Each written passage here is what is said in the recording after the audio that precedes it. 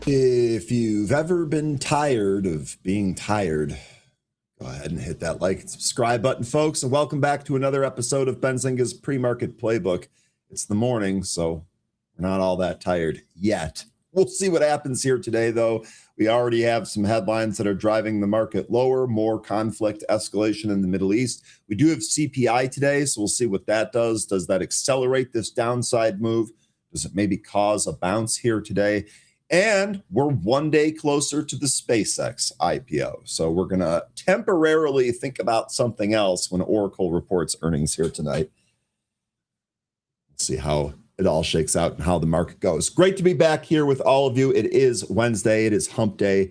It is going to be June 10th here today. Benzinga's pre-market playbook for June 10th, the Wednesday edition for June 10th, 2026 begins right now.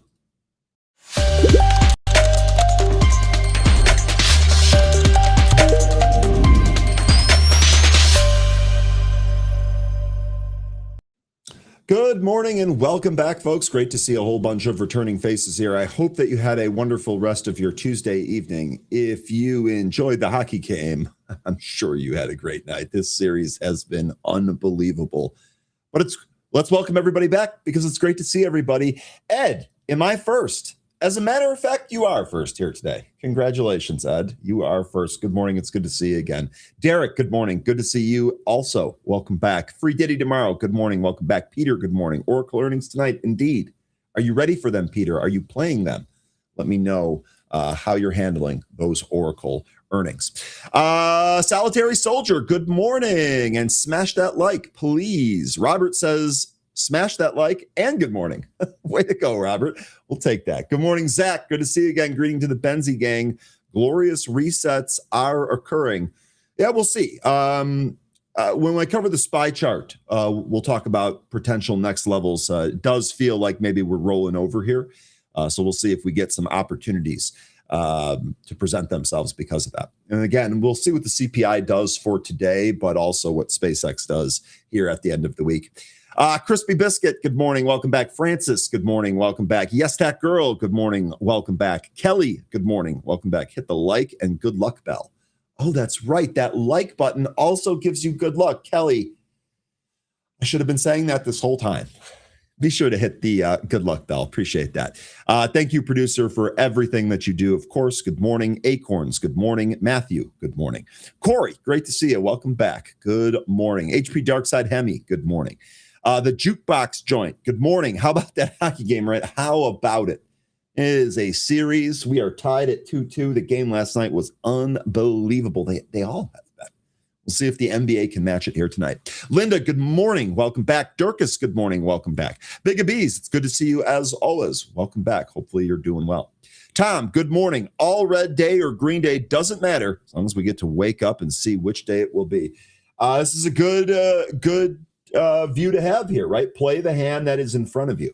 Play the hand that is in front of you. That way, whatever direction the market decides to go, you'll be ready to go. Richard, good morning. Clip Clappin'. Oh, man, is that a good YouTube handle? Clip Clappin'. Good morning. Let's get it. Indeed, we will. Good to have you here. Just passing through, good morning. Amurla, good morning. The Only Copy, good morning. Maverick, good morning. Unpopular Truth, good morning. G-Cord, good morning. Bernhard, good morning. Big Grip, good morning. Tyler, good morning. Best Life, checking in. Let's go. Good morning. Kenneth, good morning. Liam, good morning. Welcome back. Cam, good morning. Gen Z Pool Guy, good morning. Tyler, good morning. I have not tuned into hockey since my Sabres lost. You get a pass, but you are missing some great sport. IQ, good morning. Robot to Trade, good morning. Alvin, good morning. And Azrar, good morning. Folks, before we get started here with the stock market today, I do want to remind you we have a free webinar coming up here tomorrow. And it's free to sign up. QR code is on the screen. If you've been watching gold rip and crypto come back to life and AI chips refuse to slow down, we're going to go deep on all three. I did notice gold down another 2.2% here today with the market going down as well. Benzinga is teaming up with Direction for a free live boot camp June 11th at 11 a.m. If you've been on this show for any length of time, we've brought on people from Direction. They are absolutely fantastic. And I would imagine that this webinar is going to be absolutely fantastic as well. So be sure to sign up. We're going to break down how active traders are actually positioning around these themes and how they're using ETFs to do it, not just going after individual names. Be sure to scan the QR code on the screen or visit the link in chat. Go save your seat. As a reminder, it is completely free. Completely free. Once you do that, we're going to go ahead and start the stock market today.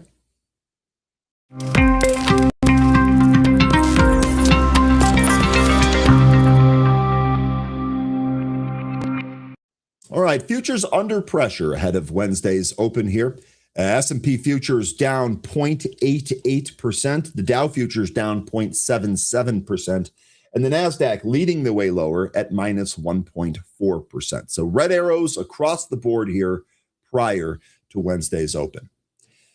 Now, let's take a look at what happened with last session, as well as some stocks to keep in focus for here, today. Healthcare, real estate, and material stocks recorded the biggest gains on Tuesday, driving a lot of S&P sectors to close on a positive note. However, information technology and energy stocks bucked the overall market trend and closing the session lower. U.S. stocks actually settled mixed. U.S. stock futures fell on Wednesday as the NASDAQ 100, S&P 500, and Dow Jones indices declined following Tuesday's mixed close. Investors are closely watching the upcoming May CPI release before the market opens, which FactSet data estimates will show a 4.2% year-over-year increase. If accurate, this uniform projection across surveyed analysts would mark the largest annual rise in consumer prices since April of 2023. On Tuesday, President Trump ordered military strikes against Iran after a U.S. Apache helicopter was brought down near the Strait of Hormuz. Trump later downplayed the severity of the incident, telling the Wall Street Journal that it, quote, wasn't a big deal, end quote, because the pilot is fine. Actually used an autonomous boat to rescue them. This came after Trump posted early on Monday that both sides, Israel and Iran, are looking to do an immediate ceasefire, end quote, shortly before Iran's armed forces said that they ended military operations against Israel. Meanwhile, the 10-year Treasury bond yielded 4.53%, and the 2-year bond was at 4.14%. The CME Group's FedWatch tool projections show that the markets are pricing in a 98.2% likelihood that the Federal Reserve leaves the current interest rates unchanged during the June meeting. Now, as mentioned, we have several stocks in focus here for you today. The first one is going to be SMCI. This is Super Micro Computer. It dropped 8.74% in the pre-market on Wednesday after the company announced it proposed offering to fund AI orders. It launched a series of offerings expected to generate gross proceeds of $7 billion to fund the purchase of components to fulfill AI server orders that the company received in, quote, recent weeks, end quote. The next stock on our list is going to be Casey's General Stores, and the ticker is CASY. It was 2.8% higher as it reported better than expected fourth quarter results. For the fourth quarter, EPS came in at $4.37, exceeding the analyst estimates of $3.32 by 31.63%. The next stock on our list here, lost my mouse. Next stock on our list here is going to be AutoZ Internet Technology. The ticker on this one is AZI. It surged 54.05% following the fulfillment of a $7 million funding commitment by its controlling shareholder, and that was announced by the company directly. The next stock on our list is going to be Cracker Barrel Old Country Store, and the ticker on this one is CBRL. It rose 5.51% as it reported third quarter fiscal 2026 results that exceeded expectations, with revenue of $797.4 million and adjusted earnings of 29 cents per share.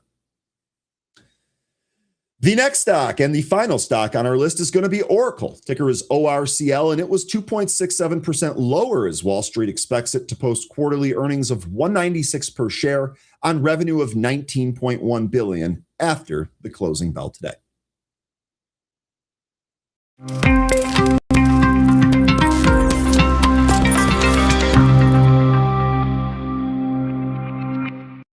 All right, let's take a look at the SPY chart and try and figure out where we're going. So first of all, 20 minutes until the CPI print comes out that is going to have an impact. We'll see what direction it has, and then we will play it accordingly. But starting here with the SPY chart, the candle yesterday kind of can go both ways depending on how you view it. We definitely were weak, and we were weak most of the morning. In fact, if we look inside, we can actually see this. So we were weak pretty much all morning. I know we had this like bull trap head fake right out of the open.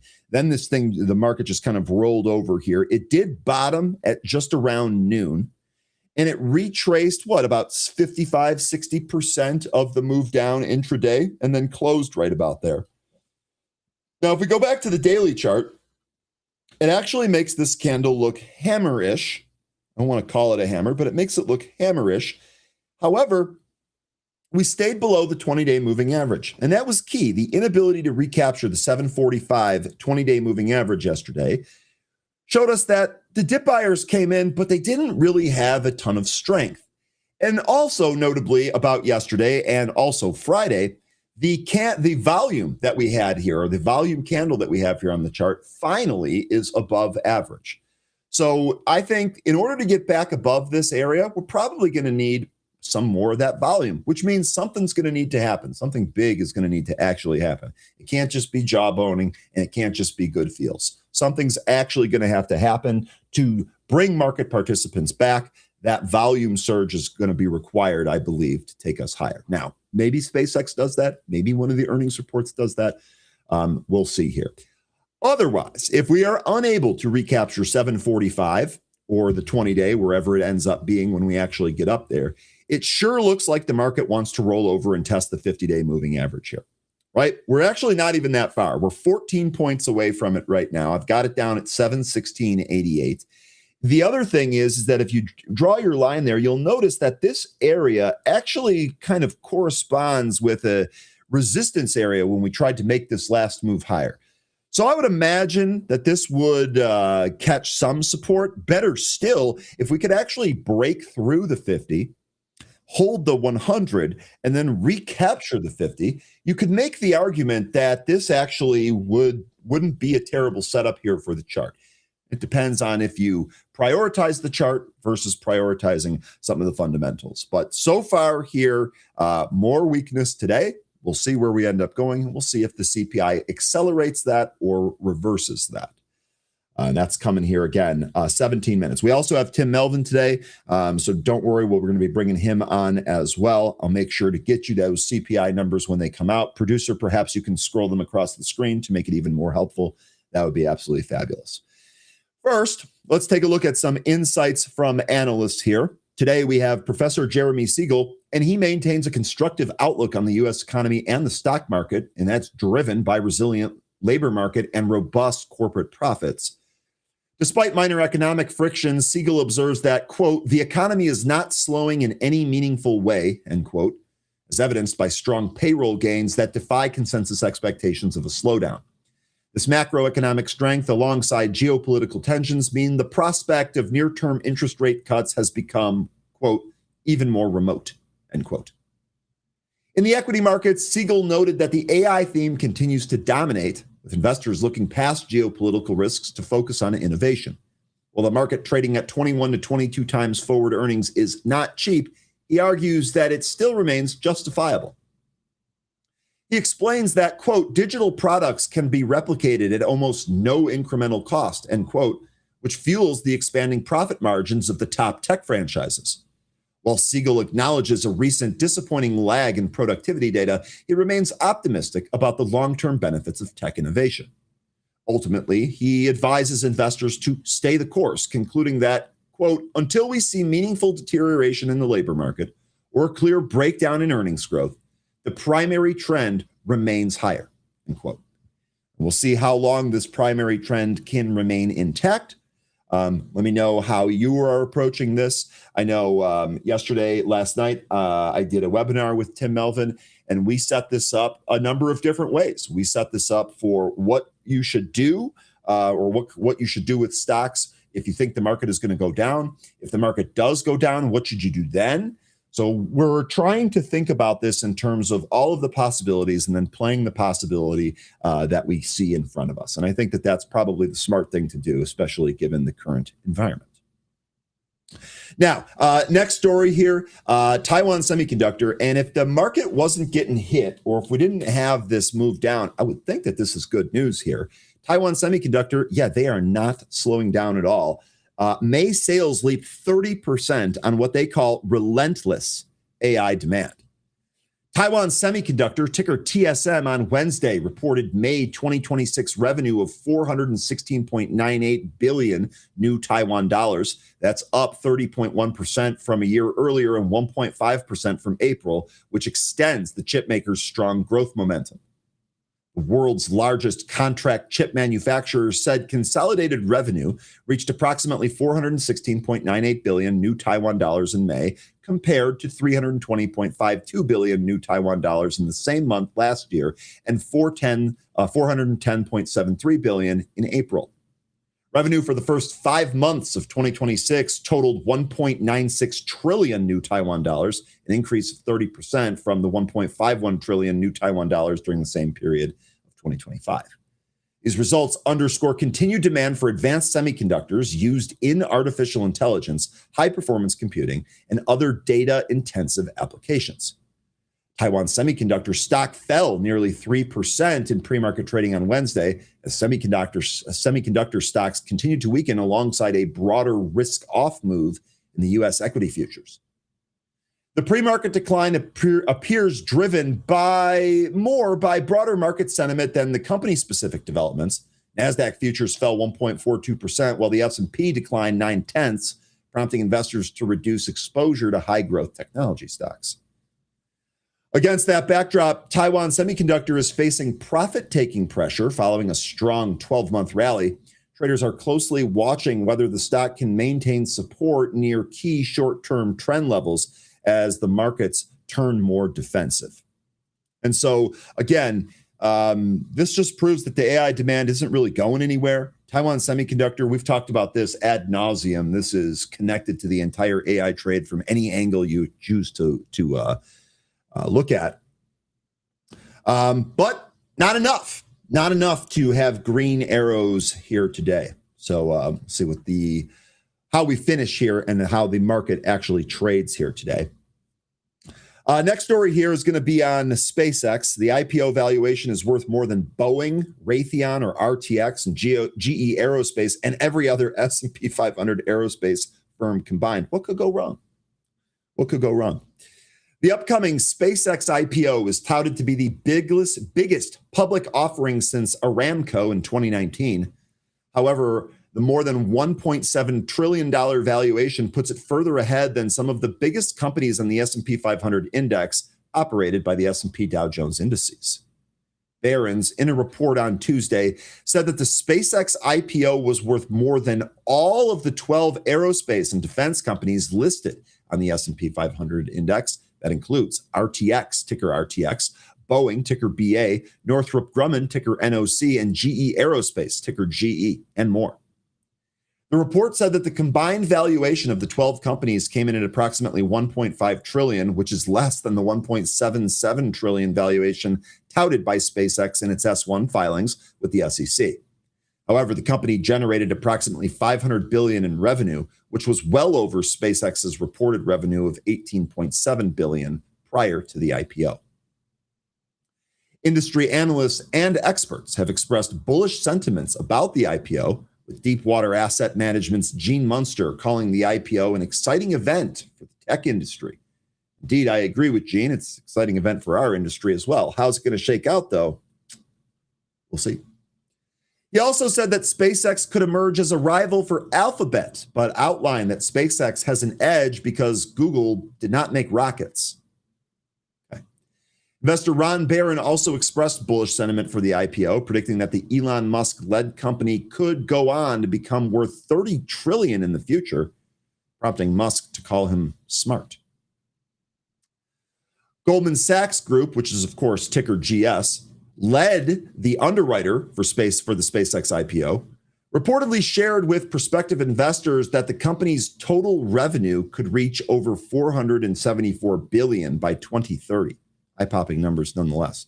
However, not everyone is bullish on SpaceX, with the NYU Stern professor Aswath Damodaran, widely known as the Dean of Valuation, saying that he would avoid participating in the IPO, citing concerns with SpaceX's valuation and its $28.5 trillion market opportunity and other reasons.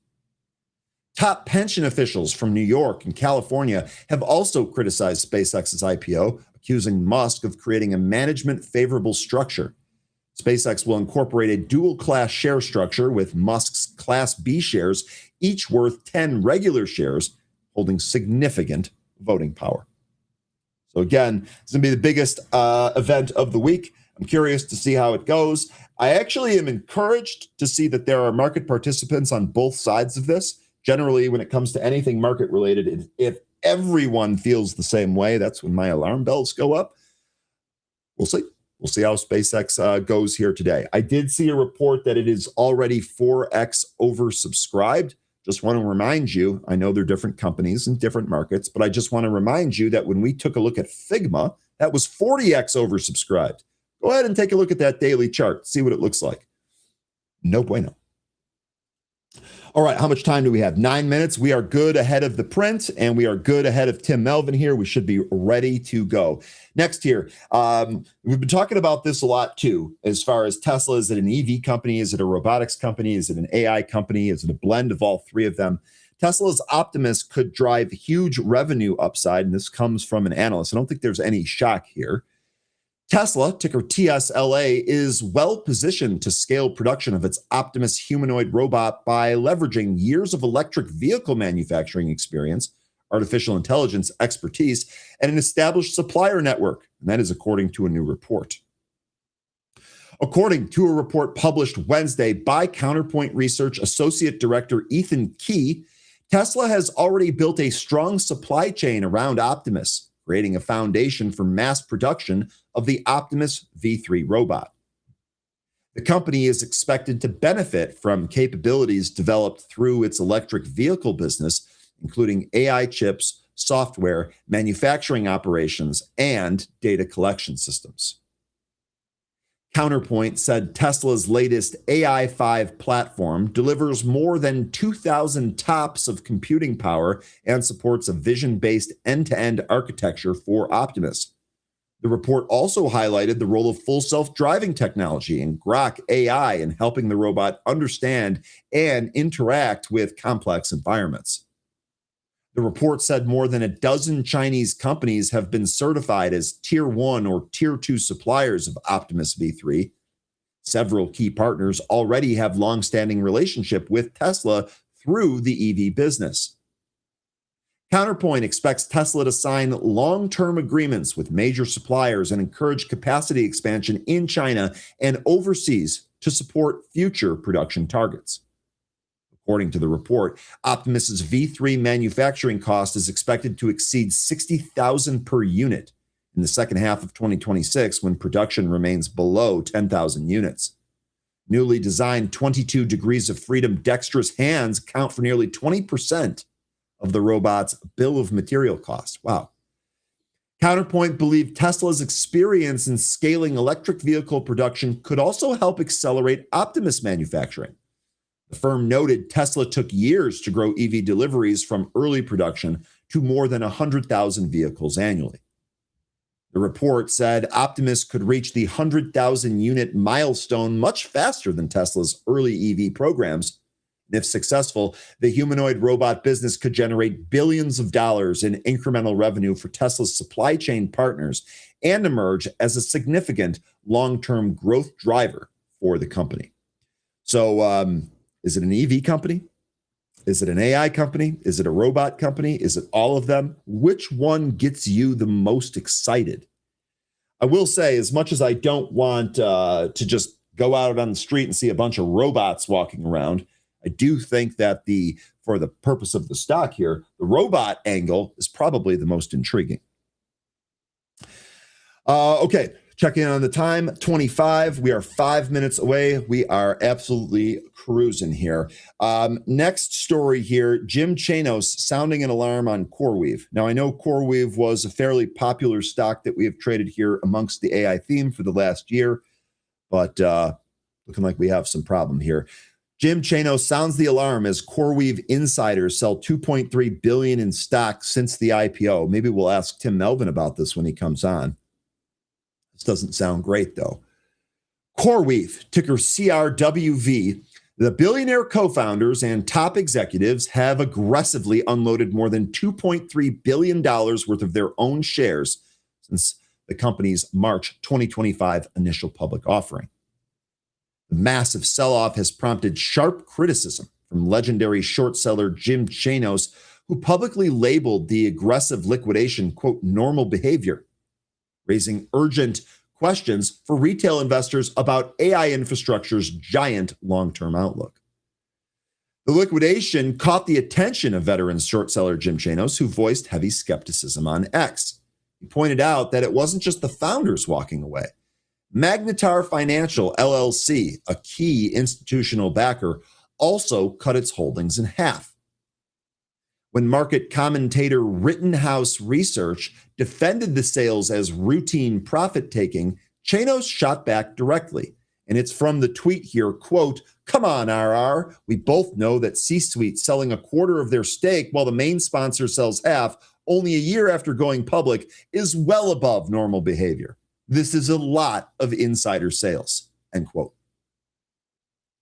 CoreWeave's stock price has more than doubled since its IPO, which was listed at $40 per share on March 28th, 2025, and closed on Tuesday around $99 per share.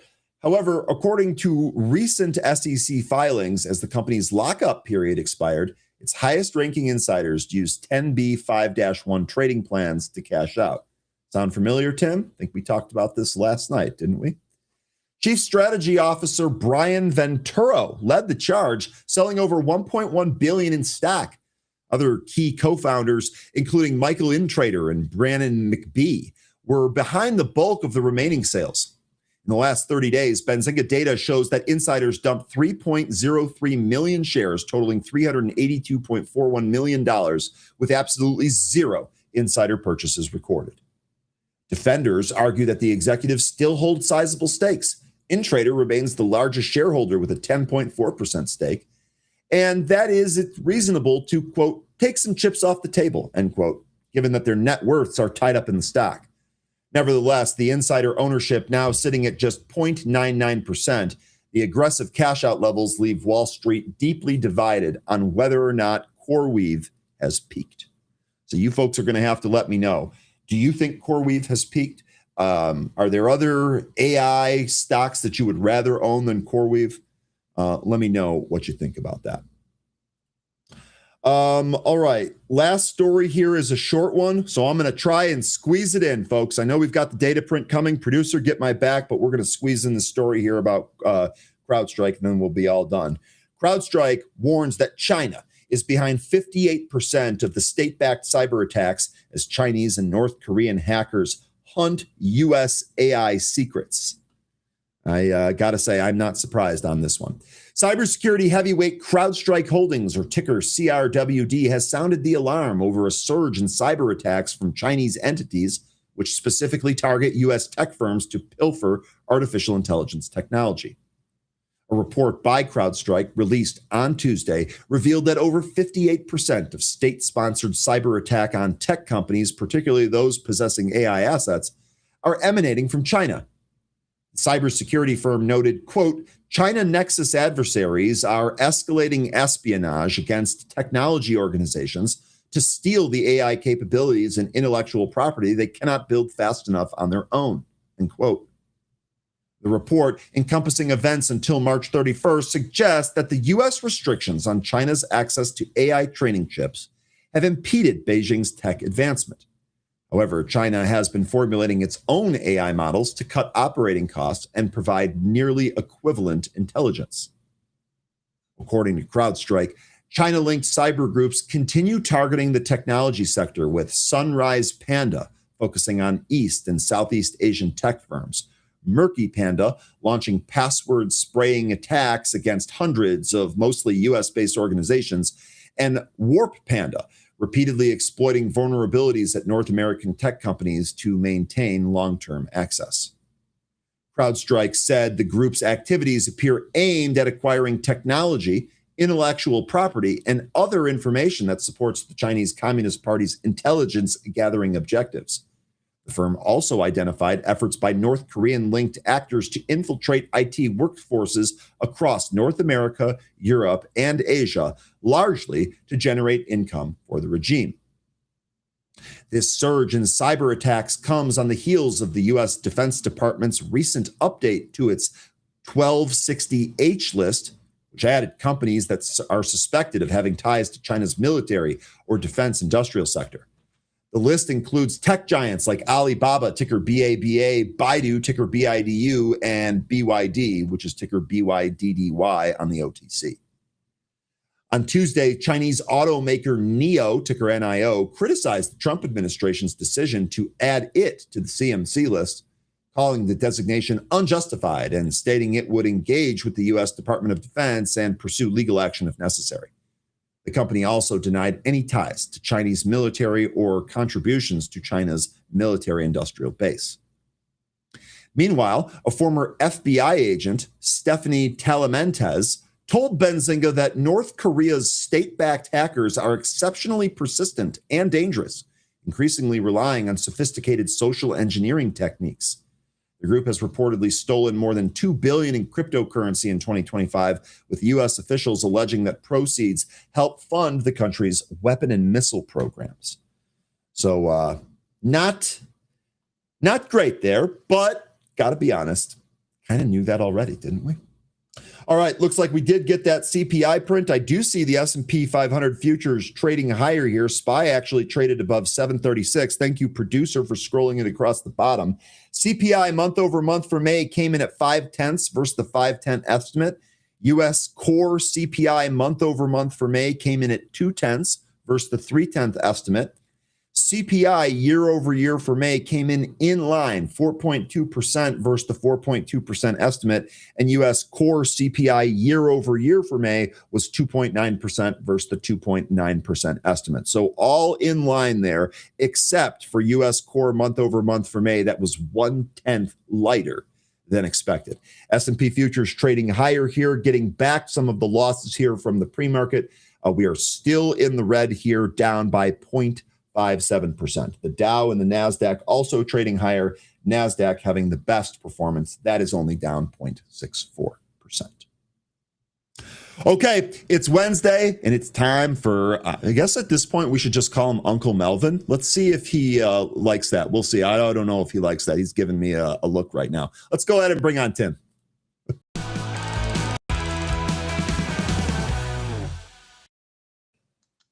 All right, Tim, good morning. A lot to cover there. I think we'll pass on the uncle. Okay. Yeah. No, thank you. I tried. Although Ryan did get to see me playing grandpa for a little while last night, so that was. I got to say, let me just interject right there. Seeing Tim play grandpa was another side of Tim that I wasn't even sure existed, and I actually got to see it with my own eyes. So that was pretty cool, Tim. That was pretty cool. Well, I love those granddaughters. They're the only ones that really get to see that. Yes, Anne Marie, I do have my snazzy shirt on. I forgot to button that up there. My wife would yell at me if she saw that. So anyway, CPI, about what we thought, right? 2.9% core.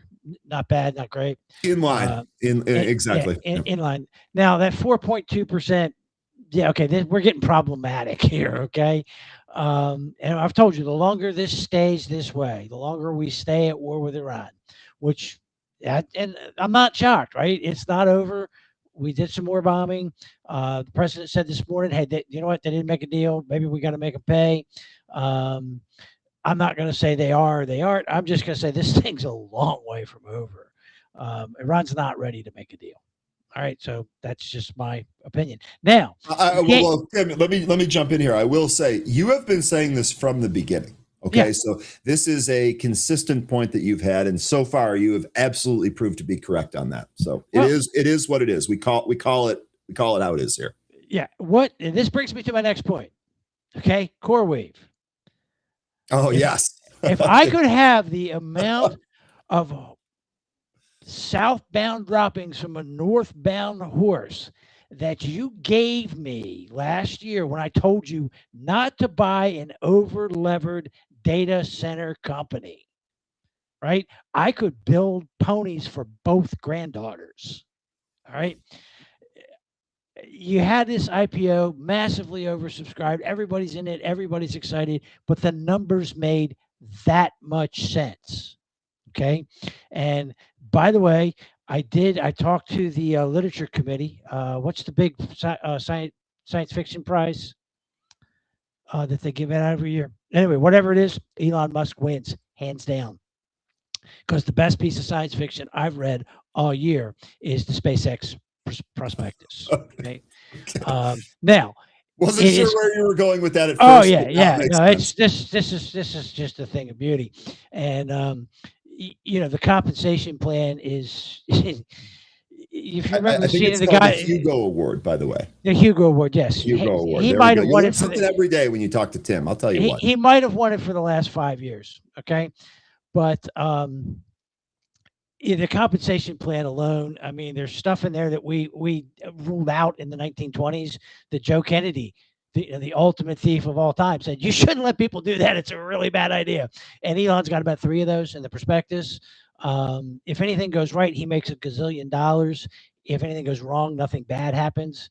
When Palantir did their prospectus for the size of this data and space market, they claimed $119 billion addressable market, right? And all of us said, a little high, but okay, we'll let it go. Elon claimed $28 billion. I mean, trillion dollars. 119 billion, 28 trillion. There's a disconnect. I don't think the market got that much bigger. And 26 of the 28 is the AI business. So there's some really, really big claims in here that have nothing underneath of them. Having said that, Elon is the modern day equivalent of P.T. Barnum, and he has spun his web around everybody. This stock is absolutely going to trade on momentum, and I'm going to come back here in a year, and y'all going to buy me 2 new ponies, because I'm just going to tell you this thing's probably going to pop in the early going, but I would not be a long time holder of this particular stock. So And here, Tim, so this is setting up for this question. This is what we've been trying to kind of piece our way through here. Question for everybody, but Tim, you can take the first stab at it here. Do you think a significant market correction gets triggered right after the IPO? No, because everybody's expecting it. Okay. Now, having said that, the war could trigger one, right? If this thing really picked up over the next couple of days, that's going to do some really hinky stuff to the oil markets and kind of shake the credit markets up a little bit. That could happen. So, barring that, no, because look what you just saw with the big selling in CoreWeave, right? Why is that happening? Because the lockups are off. We're going to sell some stock at a $1.75 trillion valuation in SpaceX, right? Most of it's still going to have to be held, particularly by the VCs, the original backers, all those funds that have pre-IPO shares. They can't do anything with it for 6 months at least, although there are some staged-in lockouts based on certain thresholds. Okay, but the big wave of selling can't start for 6 months. So I think that within a 6-month period next year, you're going to have the Anthropic, the SpaceX, the OpenAI. You just have a whole bunch of these things trigger. And I'm telling you, I've seen the movie. And if you want to see it, go back and look at a stock chart from 2001. All right. And just look at the next 2 years and go, oh man, please be wrong, Tim. I don't think I am. Right. We're trading at this absurd valuation. And I don't care how you measure it or how positive you are about the stock market, because the trend is up. Right. But the one thing you cannot sit here and say is that this stock market is historically cheap. It's just not. Right. So pick your tool, pick your measure. The stock market's expensive. Now we're going to flood it with stock. And here's another one. Write this down. Then we got to get into the good stuff that I came to talk about today. Write this down. The pattern, the change in the limits for pattern day trading will have a perfect correlation of a chart of consumer bankruptcies going forward. So in other words, because they Taking it under 25,000 is a massive mistake. If oh you man, you are alone on that one. Those are fighting words no, here in this group. no, I can't wait. Let them have it, folks. no, I absolutely know I'm alone. I'm just telling you, it's absolutely going to happen. And you understand that if you're a successful day trader and you're on this show and you're getting good advice and you're executing successful trades, you are equivalent of the handful of little leaguers who made it to play center field for the New York Yankees someday. Right? There's no doubt about the statistics. When they finally got into the Robin Hood books, it was actually worse than everybody thought. Right? So lowering those down and allowing excessive speculation in smaller accounts is a massive, massive mistake. Right? And I'm a libertarian. I don't believe in restrictions on much, but I do think sometimes you have to restrict people from being stupid. I think you should have to have $25,000 in a sports gambling account, right? Because we're letting people wipe themselves out, and that's exactly what's going to happen here. And look, don't at me. You've got your opinion. I've got mine. We can agree or disagree. No point fighting about it. I got some cool stuff to talk about. But if you must at me, go ahead. We just fire away. I don't really care. But anyway. Some stuff really worth talking about today. I went through some search 13Ds, and there's some pretty cool stuff happening out there. Okay. And 13Ds, by the way, that's where you've bought more than 5% of the company, but you're not going to be passive, right? You're not going to, this isn't an index fund buying. This is like, I bought this stock and I think it's too cheap. And I've got a big enough position now that management pretty much has to take my phone call. So I'm going to call them and we're going to argue, we're going to fight, and I'm going to put forth proposals, or maybe we're just going to work together, but I'm going to exert influence. I'm going to be active in this stock. So let's start off here. Let me find all my really cool notes because I got some great ones. Let's go with closed-end funds first because I really kind of like this story. I've done so much with closed-end funds over the years. Closed-end fund discount arbitrage and discount activism is just like consistently ridiculously profitable. I've been doing it for years. If you're not doing it in an income account when the opportunity arises, kind of a little bit of a mistake. But there's a new gorilla, a new sheriff in town that showed up, and it's a guy named Boaz Weinstein of Saba Capital. Now, a closed-end fund can trade for more or less than the value of the stocks and bonds and cash that the fund holds, right? Because it trades in the market, and you don't redeem or sell shares through the fund, you trade them on the exchange. So the psychological soup gets involved and it can go to a premium or discount. Usually it's at a little bit of a discount because there's no marketing department for a closed-end fund, right? Nobody's running ads saying buy this fund or buy this index. It just sits out there. So if people are not actively interested in this sector or this space, they're sellers, but there's not really any buyers, right? So you do tend to get a gap. So you step in and you go as an activist, you say, look, this thing's trading for 15% less than the value of the stocks and bonds. You need to do something about it, Mr. Fund Manager, or I'm going to wage a proxy fight. Now, that's been going on for years, but there's a big guy. Boaz Weinstein at Saba Capital is a big guy. He was the other side of the London whale trade years ago. In 2020, he had a fixed income fund that was up over 100% because he had correctly positioned himself in credit default swaps. He was a chess grandmaster at 16 years old. He did an internship at some of the leading Wall Street firms. So everybody figured, well, naturally, this guy's got a finance math brain. He's going to study finance, right? Nope. He did a philosophy degree. And he came back and he bought the philosophy and the math brain and he put them together at Saba Capital. And they've done some pretty magic stuff ever since. And he's become the gorilla in the closed-end fund market. So when he files, says, I'm going to lean on this guy, things tend to happen. Now, there's a smaller closed-end fund out there. Now, full disclosure, I own this one. Okay. And the symbol here is HFRO. This is not your mama's closed-end fund, I guess, right? This is Highland. It's old Highland Opportunities Income Fund. It has a different manager now, although it retained the Highland Capital name. but it's not a plain vanilla fund. It's sitting here. A lot of the assets are in real estate, long-term stuff, private investments, mezzanine loans to real estate developers, structured products, a lot of less liquid stuff, right? Particularly a lot of the real estate securities and shorter-term real estate finance deals. So the NAV comes up as an active question. But now Weinstein's gone in, he's looked at it, he said, you know what? This thing's trading 40% below the net asset value estimate. We think the net asset value estimate is probably not that far off. So it's trading at 41%. The shares have a value of almost $12. This thing trades a little bit under 7. Okay.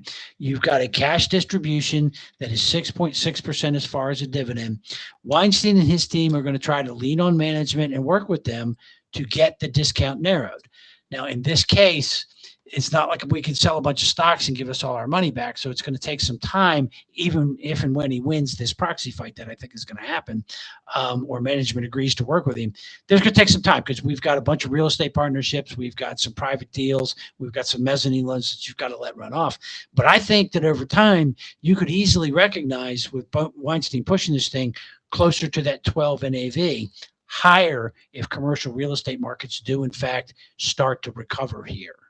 So you're paying about 7, you're collecting over 6.5, and you just kind of let time and the activists do their job. Tons of upside, not much downside, which brings us to, they have 2 classes of preferred out there, HFROA and HFROB. And they're both trading at about $16 on a $25 par, perpetual par. All right. So you've got an 8% yield because these are 5 3/8 cumulative preferred shares. Anything good happens, we get an interest rate cut. This thing begins to move back towards the 25. Complete change of control. You're probably going to get paid off at 25. All right. In the meantime, you're just going to sit here, smile, be bored because not much is going to happen to the value of this thing. It's more than covered by the value of the assets. And remember, it has a primary claim on the assets.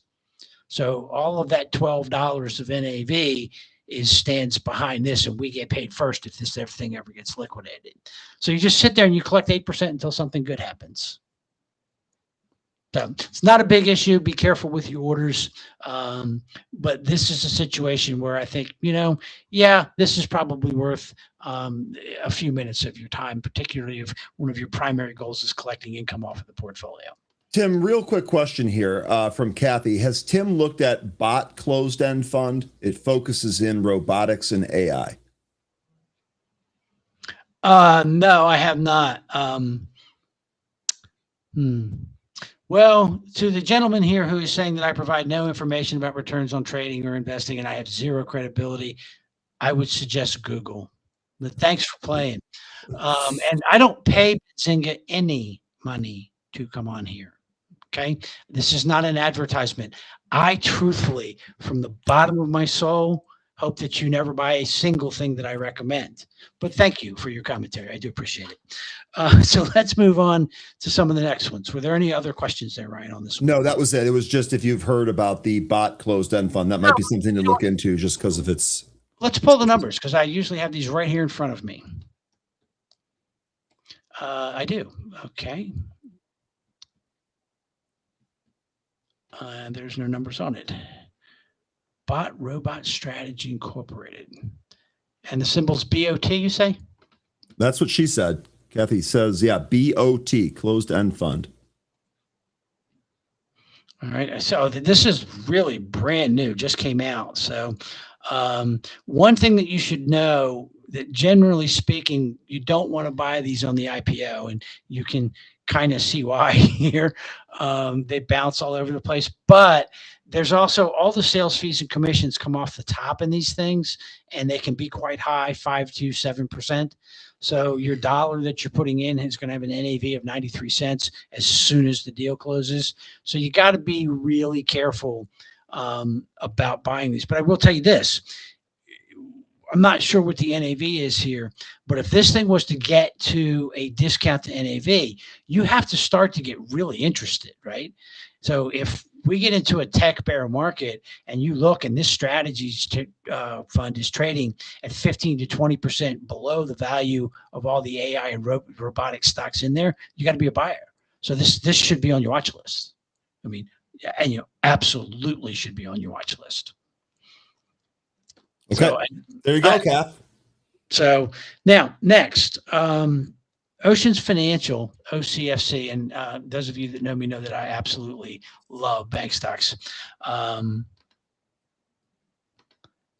Getting the notes here. This is a small bank in New Jersey down in the Atlantic City area.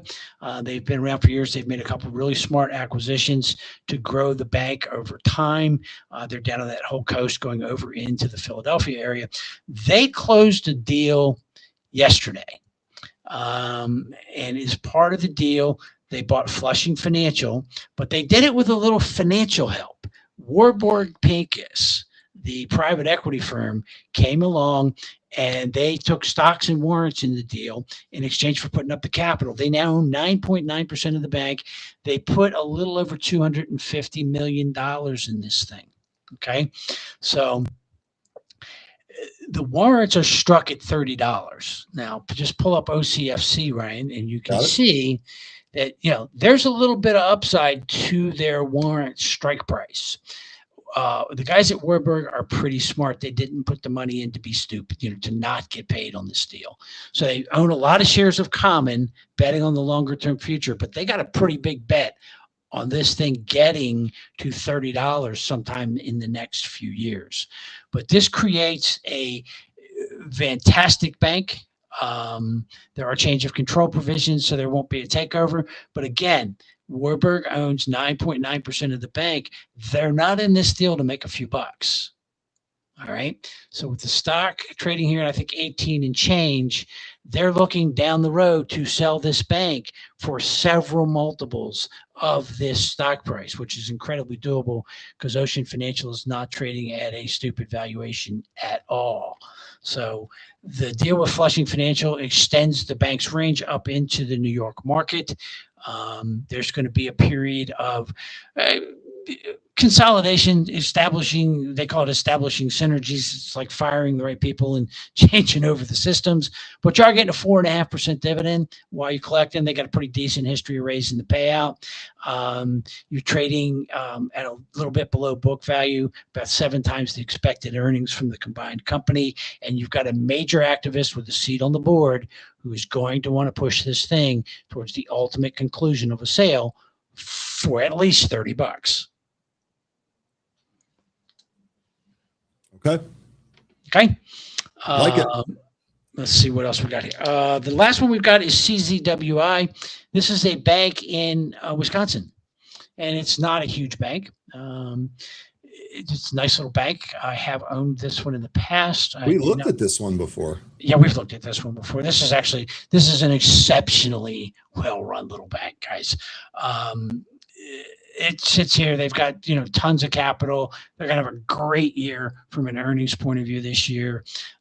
Dividends a little low for my taste at 2%, but we can live with that. Now, the real story, what's happening here is the bank is sitting here.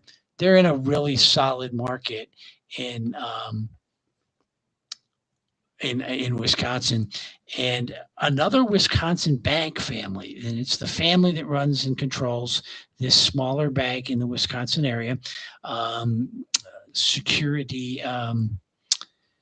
Bank and Trust in Glencoe, Minnesota, right across the border. All right, they've bought over 5% of Community, CZWI. All right. So they're looking at this bank that's just like really right across the state line. And they're saying this is a really well-run bank that is entirely too cheap. So this group, not the bank, but the family that runs Security Bank and Trust, a competitor pretty much because they operate in some of the same markets, has bought a sizable stake in the bank because they believe that the stock price is going to go a lot higher over the next couple of years. And again, trading right around book value, 9 times projected earnings, that's a really reasonable assumption. And I will tell you that, they're in Eau Claire, Wisconsin. They are very well run. They have tons of capital. The loan book is clean. I'm sort of surprised that this bank hasn't been bought by now. Insider ownership is pretty high. I think they're going to want a really premium price. But now you've got not just the executives saying, hey, we own a lot of stock in the bank, we think it's a good deal. You've got a competitor buying an enormous amount of this bank saying, yep, good bank, too cheap, we're going to make money here. All right. I like this one too. All right. So that's what we have on that. Next up, we have GMO came out. Jeremy Grantham and his team, they came out with yet another, and you guys have heard me yell about this for a while, on Japan. And they're just like, look, the deflationary trap is over. Corporate governance returns are starting to pay off. Valuations remain extremely attractive. I 1,000,000% agree with this. Right now, Japan is the most attractive and probably the cheapest market on the planet. It's certainly on the list. I mean, you can buy Central Japan Railway, and now these are OTC ADRs. They do trade in enough you should be able to get a trade off, right? But you've got Central Japan Railway trading at 65% of book value with a 5 PE, the symbol CJPRY. And, long term, it serves some of the better markets in Japan. I think there'll be consolidation going down the road in Japanese railroads. Do not underestimate, because I hear all the stuff, oh, Japan's going to do this and they're going to blow up the world and this is going to happen and that's going to happen. None of that's going to happen, particularly in the stock market. The changing corporate reforms are significant, right? And the thing that you need to understand is for where their debt to GDP is, it looks like, oh, that's a problem.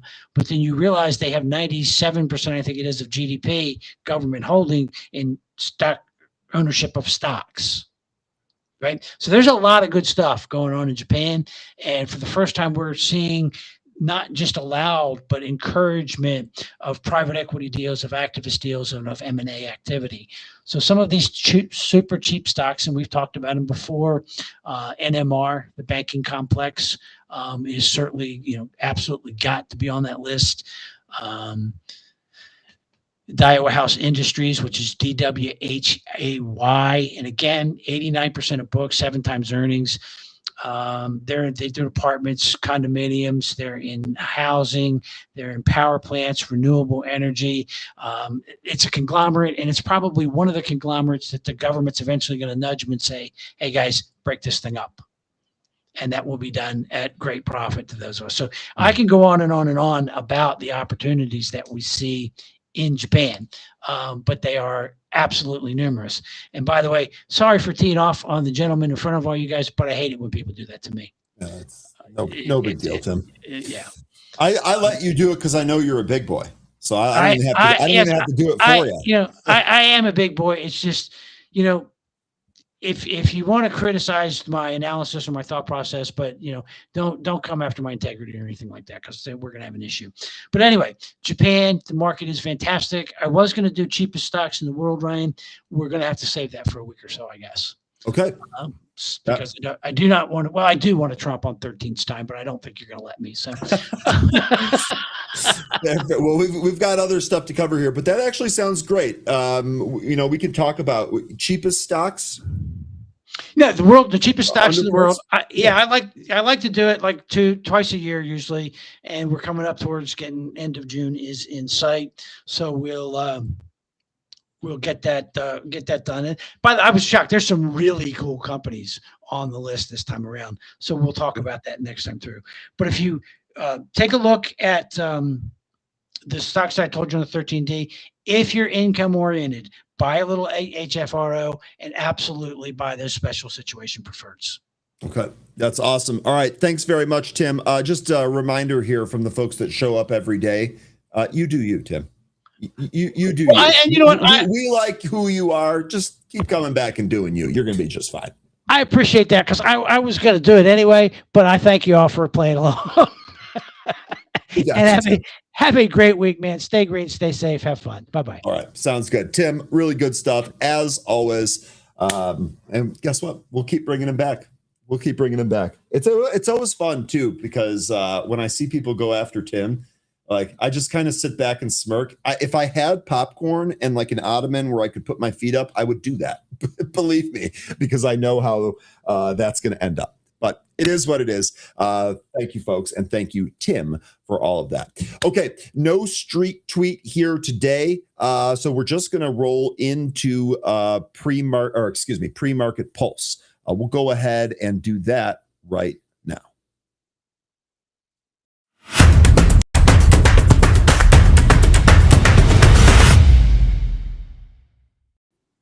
And of course, pre-market pulse means we will also bring on 13. 13, how are you doing here today? I'm having a pretty good morning. How are you? How's everybody? I'm doing well too. I'm doing well too. I just watched Tim fillet someone, so that's always cool. But we also have a kind of an interesting market day here today, right? We've got when I looked at this morning, I saw 5 100% runners, 4 of which were from Hong Kong, and 1 of which was from Singapore. So it looks like we're going to have kind of a repeat of what we've been having the last couple of days. And then, oh yeah, by the way, we get Oracle earnings tonight. And we're one day closer to SpaceX. So we should have a pretty good day here. We did get a CPI print that was in line. One of the month-over-month metrics was just a tad light. And that caused the S&P to regain some of its losses here from the pre-market. But we're sitting here, S&P futures down 0.5%.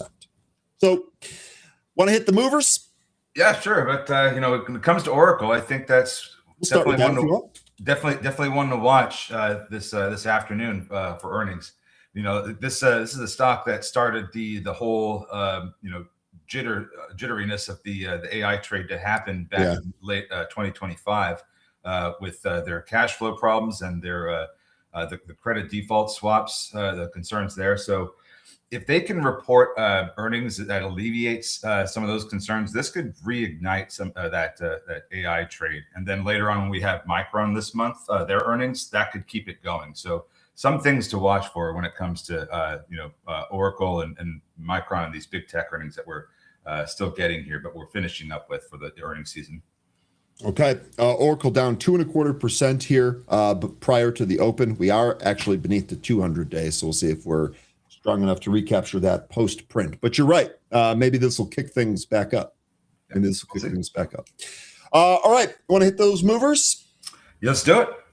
Let's do it. The first one we'll start here is VSME. And I know we've talked about this one before, probably traded this one before as well. This is VS Media Holdings. You can see in the pre-market here, the stock spiked up to about 6.5, has come back in. But even after coming back in, it is still up 385%. The stock closed at 82 cents yesterday, and it's currently trading near $4 here today. Looks like it's basically right on VWAP. Now, this one, if I'm not mistaken, does have a catalyst. Negative. It does not have a catalyst. This is just the one from Singapore. So nothing going on here, at least news-wise, at least that I can find. 4% of the float is shorted. 1 day to cover on this one. Float is 2.73 million. It's already traded 109 and change million shares here today. Now, 13, before we go into all of these, we've been talking about, actually, I think we started the week by kind of joking around, well, which is going to be the next huge runner, right? We had INHD run on Monday. Yesterday, we had PAVs run and then give it all back in the same day. Yeah. Today, are we looking for maybe another one of these? What do you think here about VSME? I think that's kind of, the theme right now is which, you could even have like a, whole game show made with this, which is the runner today or whatever you want to have, like flashy lights, it would be fun. Flashy lights. But this is just the market that we're in right now. And I still maintain this is very indicative of a market top. We'll see how the price action is today. But this is going to be I think you're going to discover with these, there's very, very similar to how they were yesterday. It has revenue, it needs cash, and they're not profitable. That's going to be the case with pretty much every mover we're looking at here. VSME, no different, no news. This is being pumped and dumped, and right now it's still looking like VWAP is causing trouble for upside resistance. So if we can actually get another, one of our or two of our 5-minute candles to close over that, we could start seeing this move back up higher into the 4 handle, maybe even get above 5 and go on to test that pre-market high of 656. Okay, good stuff there. VSME. We'll see if I actually have this sitting on the VWAP right now. So we'll see if this breaks down from this area or pushes higher. This range, by the way, $4.17 on the upside, $3 on the downside. So dollar range in there. We'll see which way we break out of that. Okay, next one here. This is a China name.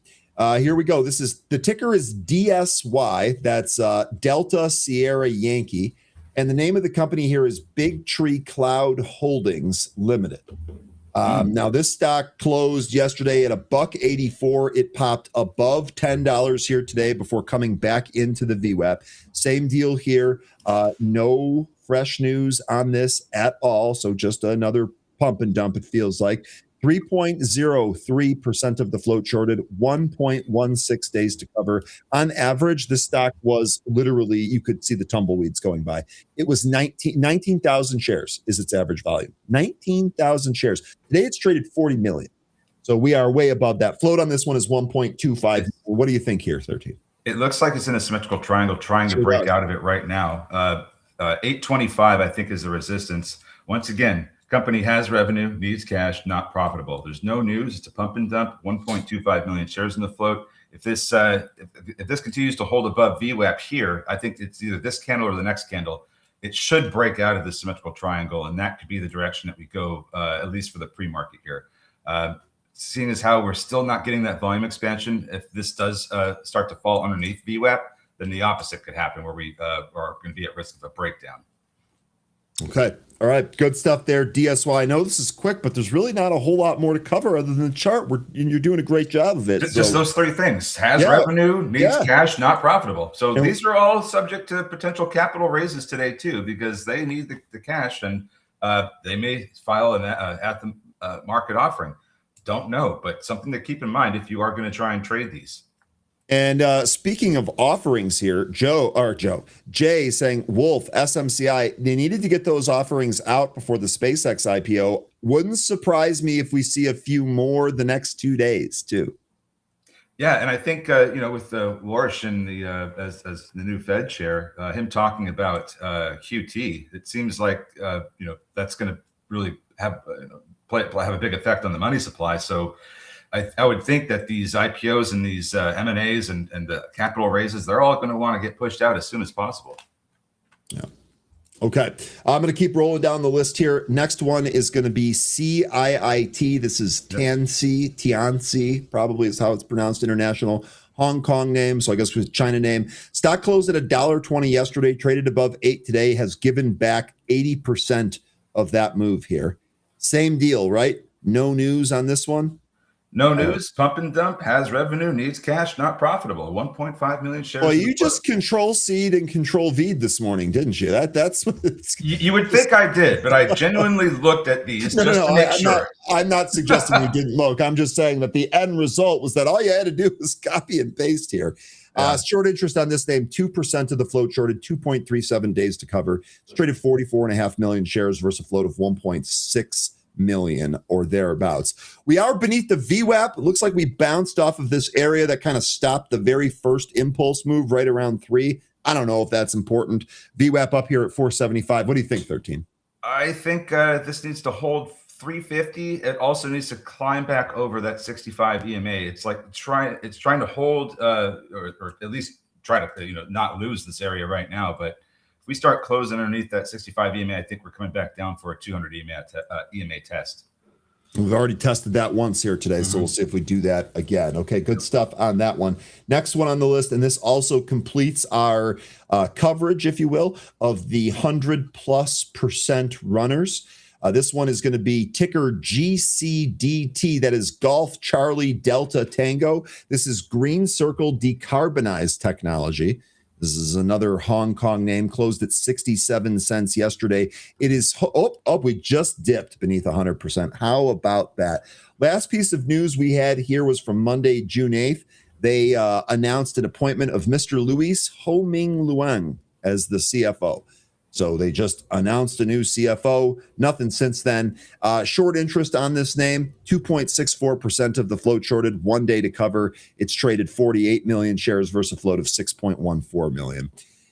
Here's the pop and drop. I'll be honest. These formations, I hate them, but we have seen a couple of these at minimum trade back up to the VWAP. What do you think on this one, 13? So there's a big seller in the way at 140, and if volume expands and takes that out, we could start to see this climb back up to VWAP, which I have at 206. Every 20 cents, it appears that there's some it's a resistance area. So if we do get that break over 140, I expect to run up to 160, and maybe it'll jostle around there before it manages its way through, or it gets rejected. It could. I'm expecting a number of things to happen every 20 cents here, but those are going to be resistance areas on the way up to VWAP should this start to recover. Something that is more likely to happen in the regular session than in the pre-market, but could still happen in the pre-market. As you pointed out, this is very, just like the other ones, no news, pump and dump, has revenue, needs cash, not profitable, 6.14 million shares in the float. Okay. All right. Good stuff. Anything else from the list that you want to take a look at here? I don't see anything great, but I didn't really review it with a close eye. At one point, ticker FLD fold. This was up over 100%, and it came back in. Then this one actually had news. So when I was looking at these, that was on my scanner. So I said, why not? Looked at this. They do actually have revenue. They now have cash, or they had cash before, but now they've got a more comfortable position of it as a result of their selling of Bitcoin. And they eliminated debt. Yeah. Yeah. They're not consistent. Yeah, they did. Well, they significantly reduced their debt, which is a great sign.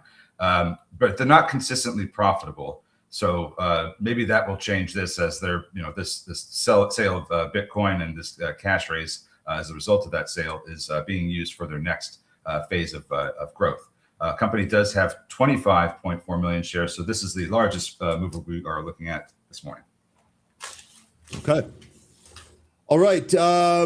Anything else on here? Let me just click through them. Otherwise, we've got 18 minutes here. We can actually talk about some of the other stocks that have been moving. Yeah, I don't know about any of these. CHNR, China Natural Resources. I know we've traded this one before. That's China. Remember China? I do remember it. I do remember it. This here, no fresh news, right? The last piece of news was an EPS miss back on May 15th. So this is still in the pump and dump phase, or at least it appears to be. Oh, let's keep going here. NVNI. Wis says this is his main watch. NVNI. Okay, so you know what, Wis, if this is going to be your main watch, we'll take a look at this here real quick. NVNI, do these wicks don't bother you, huh? Multiple wicks up to 150. A couple of them went past 150. It's come in each time. This actually does have a catalyst here. Nuvini advances towards closing $148 million BeyondSoft Americas acquisition, building a unified global structure from day one. Okay, so the business combination creates a $148 million revenue global technology platform, 4 times the revenue across 15 countries. This is popped by 20%. Quick peek at the short interest on this name. Just about 2% of the float shorted, 1.38 days to cover. Float on this one, just under 10 million at 9.5. It's traded 18 million here today. Got any thoughts on this one, 13? See that trend line? Yeah, sure do. Oh my goodness. As soon as I went back to the chart, it's like the trend line highlighted automatically for me. That's what I'd have my eye on. First, here's the thing that I'm also noticing with this. It has this impulse move that takes it over the VWAP, and then the very next 5-minute candle, it just gives it all right back. That's happened twice. This is, we're seeing the third time potentially happen here. Hopefully we get this candle to not close underneath VWAP, and if we do hold, then we might see this move up to break the trend line. I think that's what I'd be watching for next. What happens with the price and the VWAP? If we can hold above VWAP, for I would say this candle, maybe the next one, should see move up towards to snap that trend line. Okay. And VNI, Wis's main watch. Wis, keep us posted here. Okay, now we've talked about the movers from the movers list, but maybe we should kind of dive into 2 of the other stocks here that you folks are talking about. I'll leave the movers workspace up here unless I need some of the other simple moving averages, just in case something changes around here. But we did have 2. You guys are talking about Cracker Barrel, which is CBRL. It was also one of the stocks to watch here. Cracker Barrel Old Country Store shares are trading higher after the company reported better than expected Q3 financial results and raised its fiscal year 26 sales guidance above estimates. I think what I like the most about this is the price action here today. I hope that it holds up. Impulse move, kind of a profit-taking move back down. Now we took those highs out here in the pre-market. So we'll see if Cracker Barrel gets rolling here. Surprise profit on this one, indeed. We're actually above 42 now. So on the daily chart, this actually looks pretty good. Looks like there's another resistance area in here from about 43 to 46. We'll see what 13 says about that when we turn this over here. Yeah, that looks pretty good. Looks like that goes back to 2024, maybe even further than that. So perhaps we've come up off the bottom here. And we actually have some pretty decent targets on the chart if we're going to be able to take some of those out. Let's check the short interest on this. Let's just see. Okay, possible short squeeze potential here. 38.16% of the float shorted, 5.76 days to cover. Those metrics are high on both counts. And now we actually have a quality catalyst behind it. Stocks being driven higher here by about 17%. 13, what do you think here on Cracker Barrel? Do I have enough time to step away for a second? Yeah, sure. I could talk for a while about this one. So looks like we're approaching a golden cross event here. That's when the 50-day or 50 moving average, the SMA, crosses the 200 moving average to the upside. We did have a silver cross back in April, at the end of April. So that's it's when the 20 crossed the 50. So that's, one indication that we were going to go higher. Certainly that's happened. This would be coming up next. I also see that we have a bull flag that we've broken out of here. That breakout spot appears to be 3650. We did break it, yesterday when we took over the 200-day SMA, but there was resistance up at that 3650 area that goes back. Let's see, there's one spot in January, and then there's a resistance area back in April of 2025 where the market bottomed. That was also providing resistance. So I think those two areas were the indication we needed that this was an important spot to watch for. Now we're at the doorstep of the 500-day SMA. I would expect that, given how extended the RSI is, we might see the other side of that. But 45 looks like we could see, that could be the big resistance area that the price isn't able to climb above. It's looking a little extended right now, but I think that we'll still see a higher prints eventually, maybe after a little bit of back and forth to cool off that RSI and bring down how overbought it's getting. I think we could end up seeing this continue to broaden. If you look at a daily chart and back out, so you can see the past few years, you might be able to see it. All the price action underneath 65. You kind of have a broadening wedge forming here. Do this. Let's do this. We'll draw a couple of trend lines so you can see it. Start with the low from September 29th of 2023. Okay. Yeah. And take that to connect it to the high of July 24th, 2025. July 24th, 2025. That's going to be right in here. Yep. Keep it going. Yep. Gotcha. Okay. Now, the next one I want you to draw, start with September 11th, 2024. Got it. And draw that through the low of December 31st, 2025. There it is. Okay, perfect. Okay, so now you have, you can see the broadening wedge that's forming here with this price action. So what we're going to want to see next is this move over the 500-day SMA. And if we continue to hold above that, I think we'll go higher. Now, as I said, I think this is extended, so I think it's going to take some time before we see it climb over and hold above the 500. But eventually, I could see the price coming back up and testing the top of that wedge. In the event that we do not go above that 500-day SMA and it gets rejected, starts coming back in, we get down to 30 and 20, then I think it falls out of the wedge to the downside. But I wouldn't expect that to happen. Okay. All right, good stuff there on Cracker Barrel. Nice little broadening wedge. I might have to redraw that again, 13, but that's okay. Should be easier to go here. This comment was rather amusing, so I'm just going to read it to the group. I'm taking some of my biz to Cracker Barrel. I eat all the time, which is bad for my wallet, but as long as I'm doing it, I might as well add some Cracker Barrel to my dining dynamic once a week or so. Okay, Chris, There you go. Yeah. So And a new customer here. clearly they listen because they got massive backlash for changing their logo and the aesthetic of their restaurants. So that certainly turned things around because they were expected to lose 45 cents EPS, and they ended up leading with 29. So that's a big beat. And then they raised guidance, of course, but seems like that's that listening, that key point of listening to the customer is paying off. Yeah, it turns out that that's a pretty key theme in life, right? If you it kind of is listen to important things, as a business, huh? yeah, To listen to the customer. Not just the business too, also as individuals. But Yeah. okay. Before we go, I have one more stock that I want us to look at. 13. It's one that you know all about, and that we both like. But Bruce is saying, look at XOS. Yes, sir, Bruce. We will do that right away for you. Here is XOS.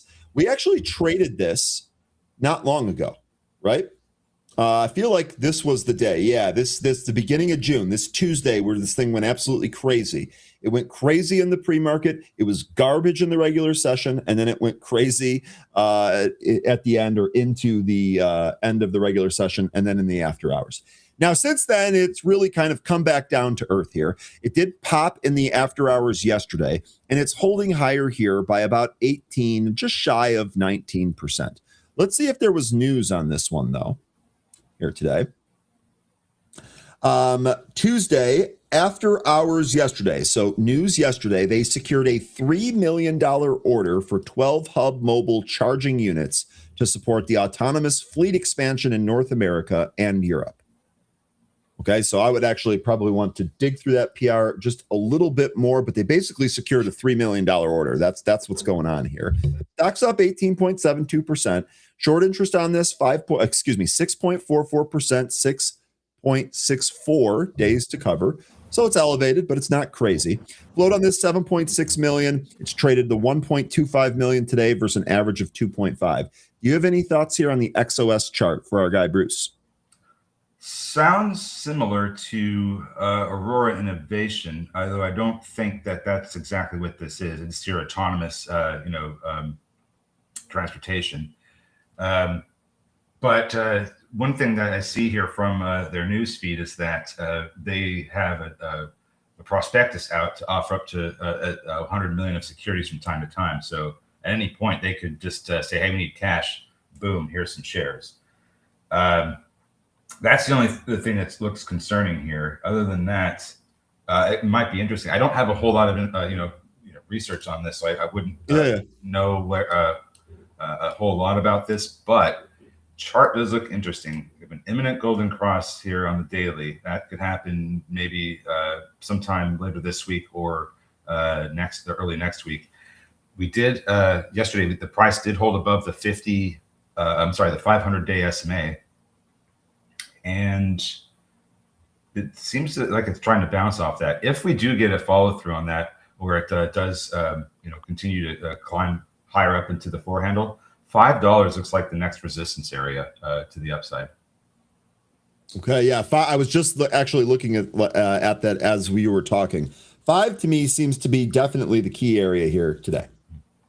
Also, especially if we keep trading higher. Yeah. Now, DSY, one of the movers, that did break out of that triangle. It went up to near the highs of the pre-market, came back in to test the triangle, top end.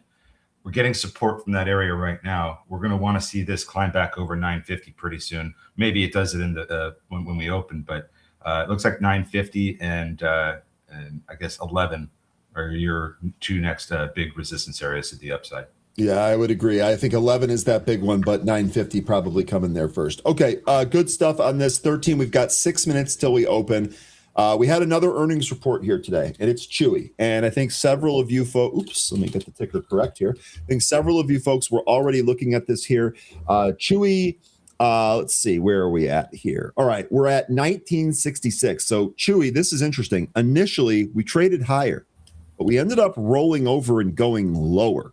So where does this thing find a bottom? Now, again, they just reported right when the show started, so I don't know that we've dove into this enough, but I do have several stats here. Good overall. Revenue came in at $3.265 billion. That was up 6.2% year over year. So that on a normalized basis.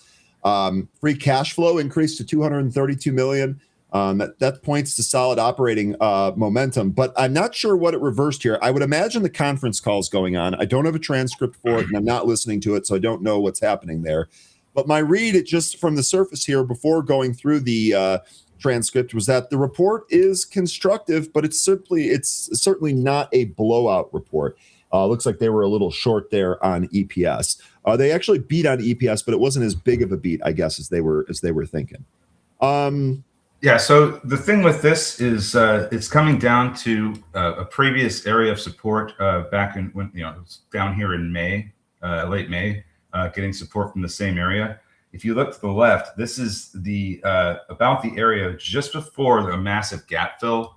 So I think if we enter that area, we could start to fill that gap. I don't know if we're going to completely fill it. It looks like to me like there could be some support in the 18 handle, but if we do completely fill it, it's going down to looks like $17. Yeah, I don't. Looks like to me too. I don't know if we're going to get all that. We could, but this is getting to be pretty oversold. And I have a long-term horizon on this. I think this is going to be much better as the years go on because we have that long-term monthly chart that I talked about that has an inverse head and shoulders. I still is waiting to see if we get a resolution of that. But if we do lose the I think was this the all-time lows, if we start trading beneath that, which is underneath 1475, this thing could probably come in even more. I don't know that that's going to happen, but that's why I think this is important to watch for that gap fill that's coming up. Okay. All right, we'll see. I'm interested in a Chewy long here. I love this company, and I just want it to work. It's just been difficult. Jay here saying that the forecast was weak. Chewy lowers the fiscal year 2026 sales guidance from 13.6 to 13.75 to the new range of 13.4 to 13.55, and that is lower than the estimate of 13.83. So that's what's going on here. I still want to get a hold of that conference call transcript, though, and see if there was anything said in there. I'll have Benzinga Pro help me with that, as well as Benzinga AI help me with that. So no problem there. Yeah, okay. It's available. So is it available right now? Mm-hmm. It's a top item on the newsfeed. All right, perfect. Let's go ahead and grab that here. The one from today is right here. 1210 view transcript. Here it is. Transcript copy. Okay, I'll get to work on that. In the meantime, is there anything else that you folks want to take a look at with our remaining 2 minutes and change? I'm just watching the movers we looked at to see what we're about to get out of the open here. There's 2 minutes until the bell. Looks like the some of the space names. Earlier this morning they were getting hammered down. Same thing with the quantum. But then CPI came out and that started turning things around.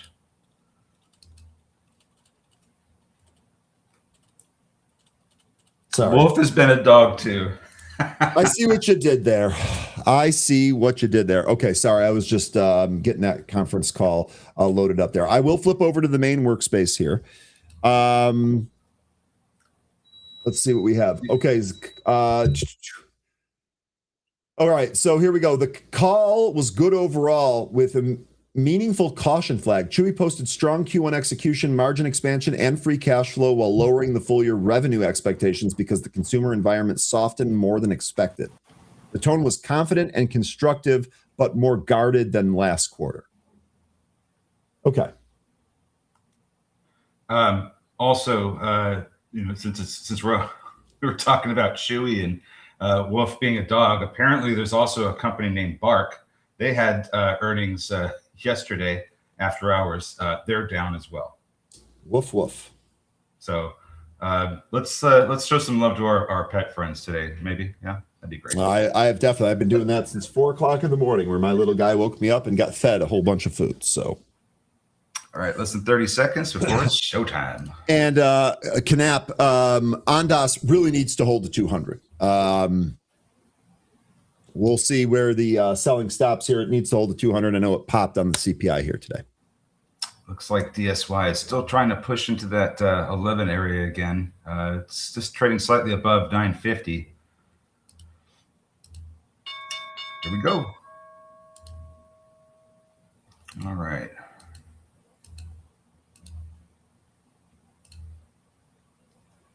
Everybody's just everything's just like, okay, we open, and it just isn't moving. It's like just double checking that we're ready to go. Looks like Marvell is having a good morning here, trying to get over the pre-market high of 270.47. Now it's getting some selling. It's like VSME, one of the movers, is still struggling to get over that VWAP, but it's climbing up over 4 at the moment. This might get going here. Looks like Chewy had a pop right out of the open. DSY did Back in a little bit. DSY did climb a pop over 11. It hit 1140 and came back in. It appears to be going into a downside halt. It is halted. Let's see what's next. Okay, so VSME and CIIT are going down. GCDT is also coming down to its 65 EMA. Cracker Barrel, this was straight up out of the open. So for any of you that were chasing that one higher, you got a couple of points there on Cracker Barrel already. Did not take that one myself. Okay, so Redwire selling. Looks like Velo is tried to pop higher. It went to 2060. That's pulled a little bit.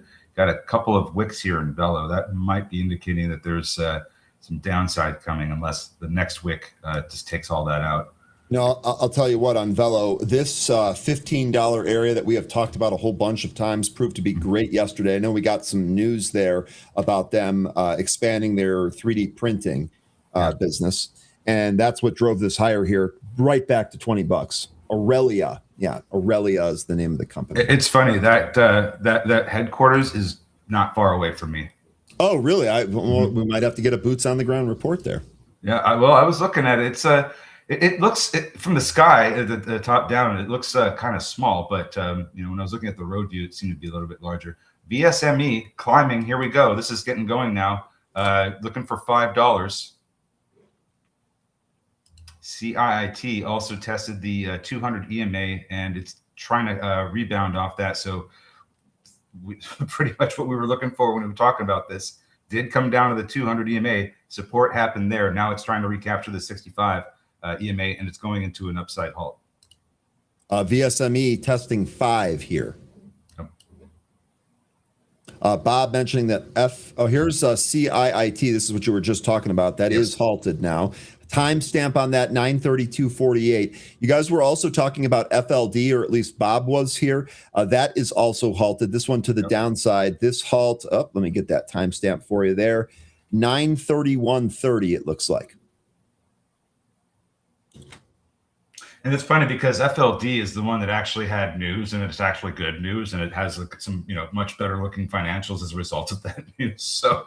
Financials, shemancials. Right. Who cares about that worthless stuff? I'm being sarcastic, just to be clear. In case it wasn't clear, so am I. Oracle's holding those pre-market and yesterday's intraday lows, also holding on to the round 200 number. Remember, they report earnings here tonight. So BSME did hit, actually, we were just shy of $5. 4.97 was the high. At least that's what I've got. We haven't retreated yet. Still above 4, holding 450 at the moment. Chow, this is one of the movers earlier. This is coming in a little bit. Looking off the list here at anything. Clove, but this is back up 5 test coming here on Clove. The market looks like that's coming in a little bit too. SPY coming down to the VWAP about 732. Inflection is back up to the pre-market high of 1419. Velo is coming in, so those wicks did not lie. The wicks were tricks. Wicks were tricks. G-Man, until SPY is holding 734.42, 732.86 zone, no trade for me. Okay.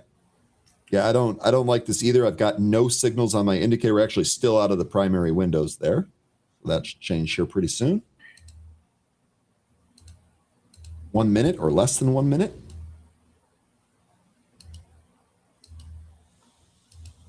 How did VSME? That's just still holding there. Okay, so that's still up near highs after that pop. Nope.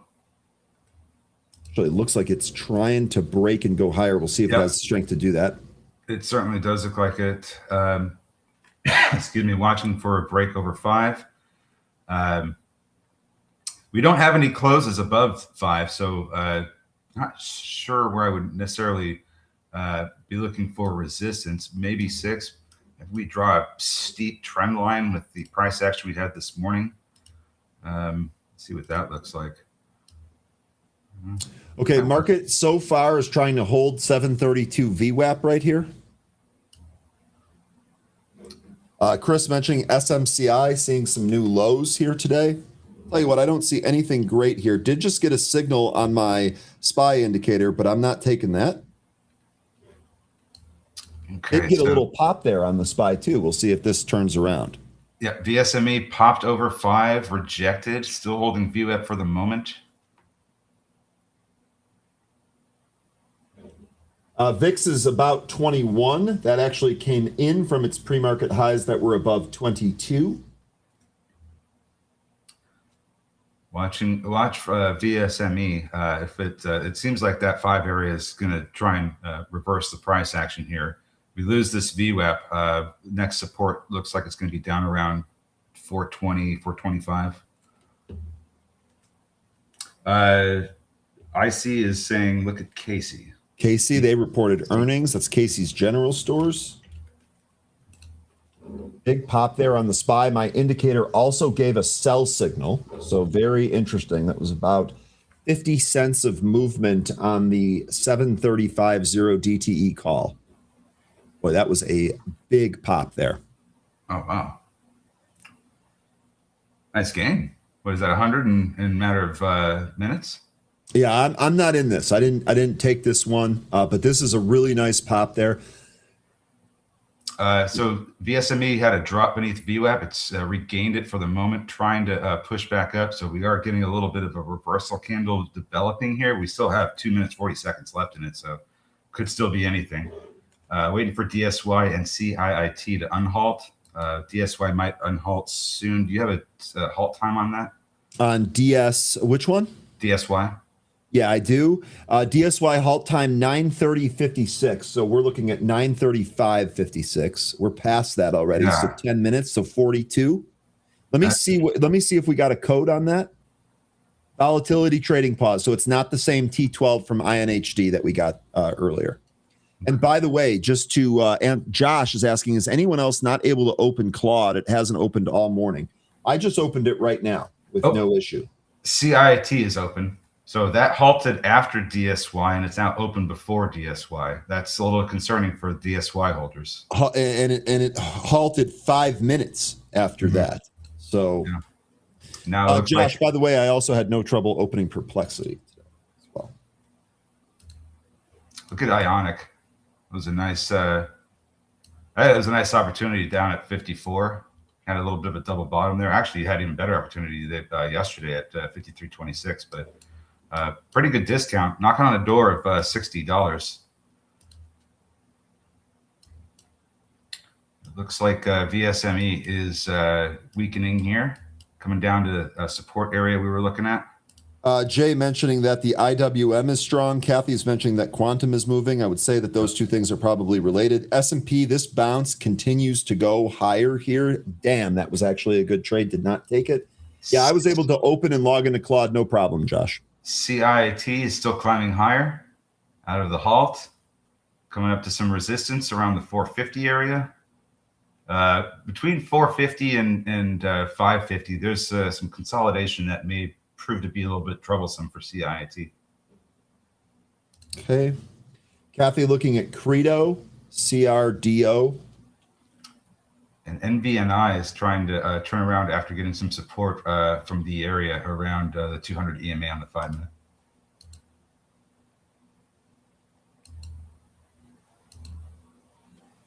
S&P futures holding VWAP and looking like they're trying to push away from that. SPY 0.3 away from going red to green. It's working now. Okay, great, Josh.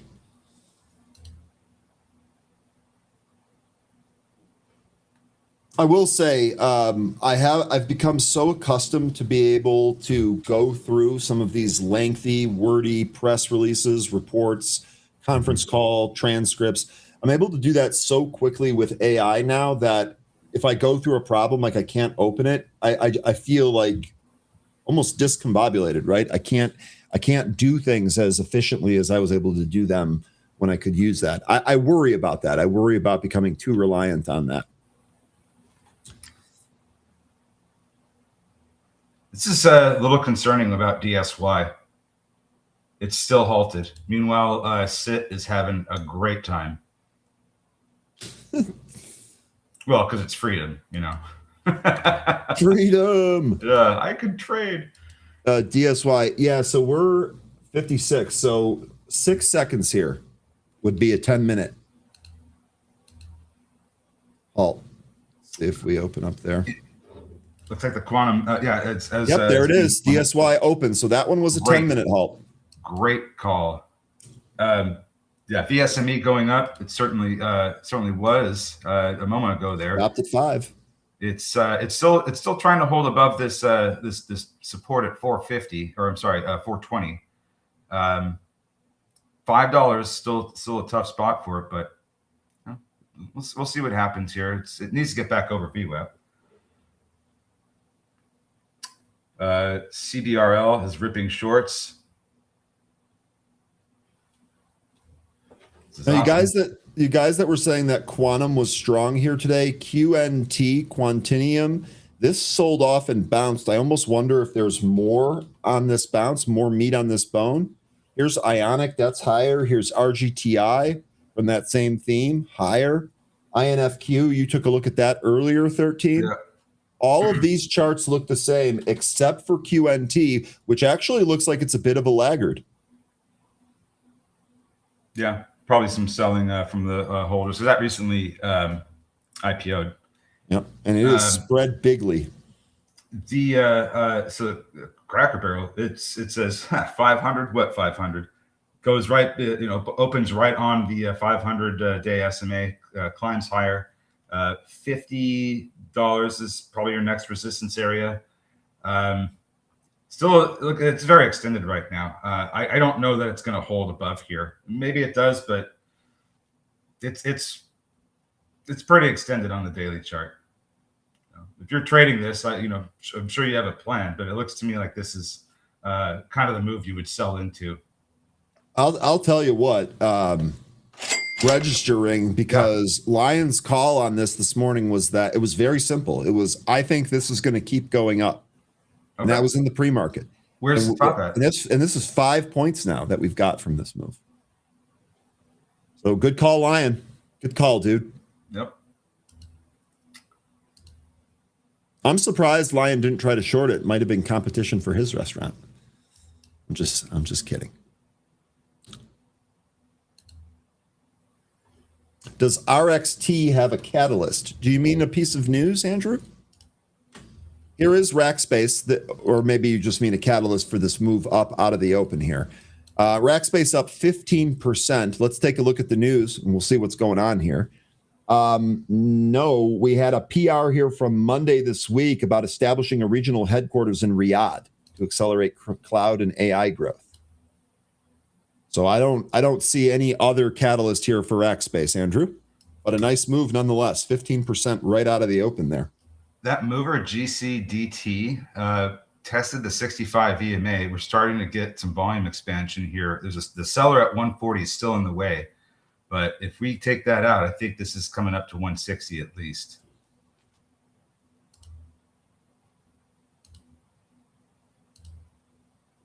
Looks like CIT breached 450 before coming back in. It's still trying to hold above the VWAP. We got some selling pressure stacking up above it. LUD, this is resumed. Yeah, this was halted to the downside, just resumed. Bob here saying FLD is a halt fest. We've actually had 3 halts on FLD already here this morning. S&P, man, this thing just popped on the back of that CPI here. S&P are SPY on the verge of going red to green here. We are now at day highs. God, both buy signals on this worked here today.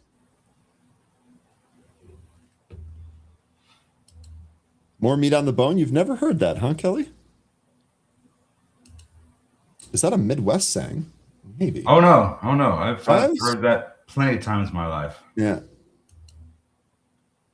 And us approaching 10.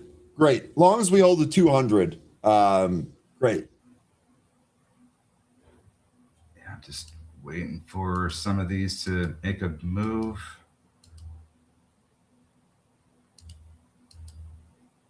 Kind of seems like there's like this big old, holding of breath.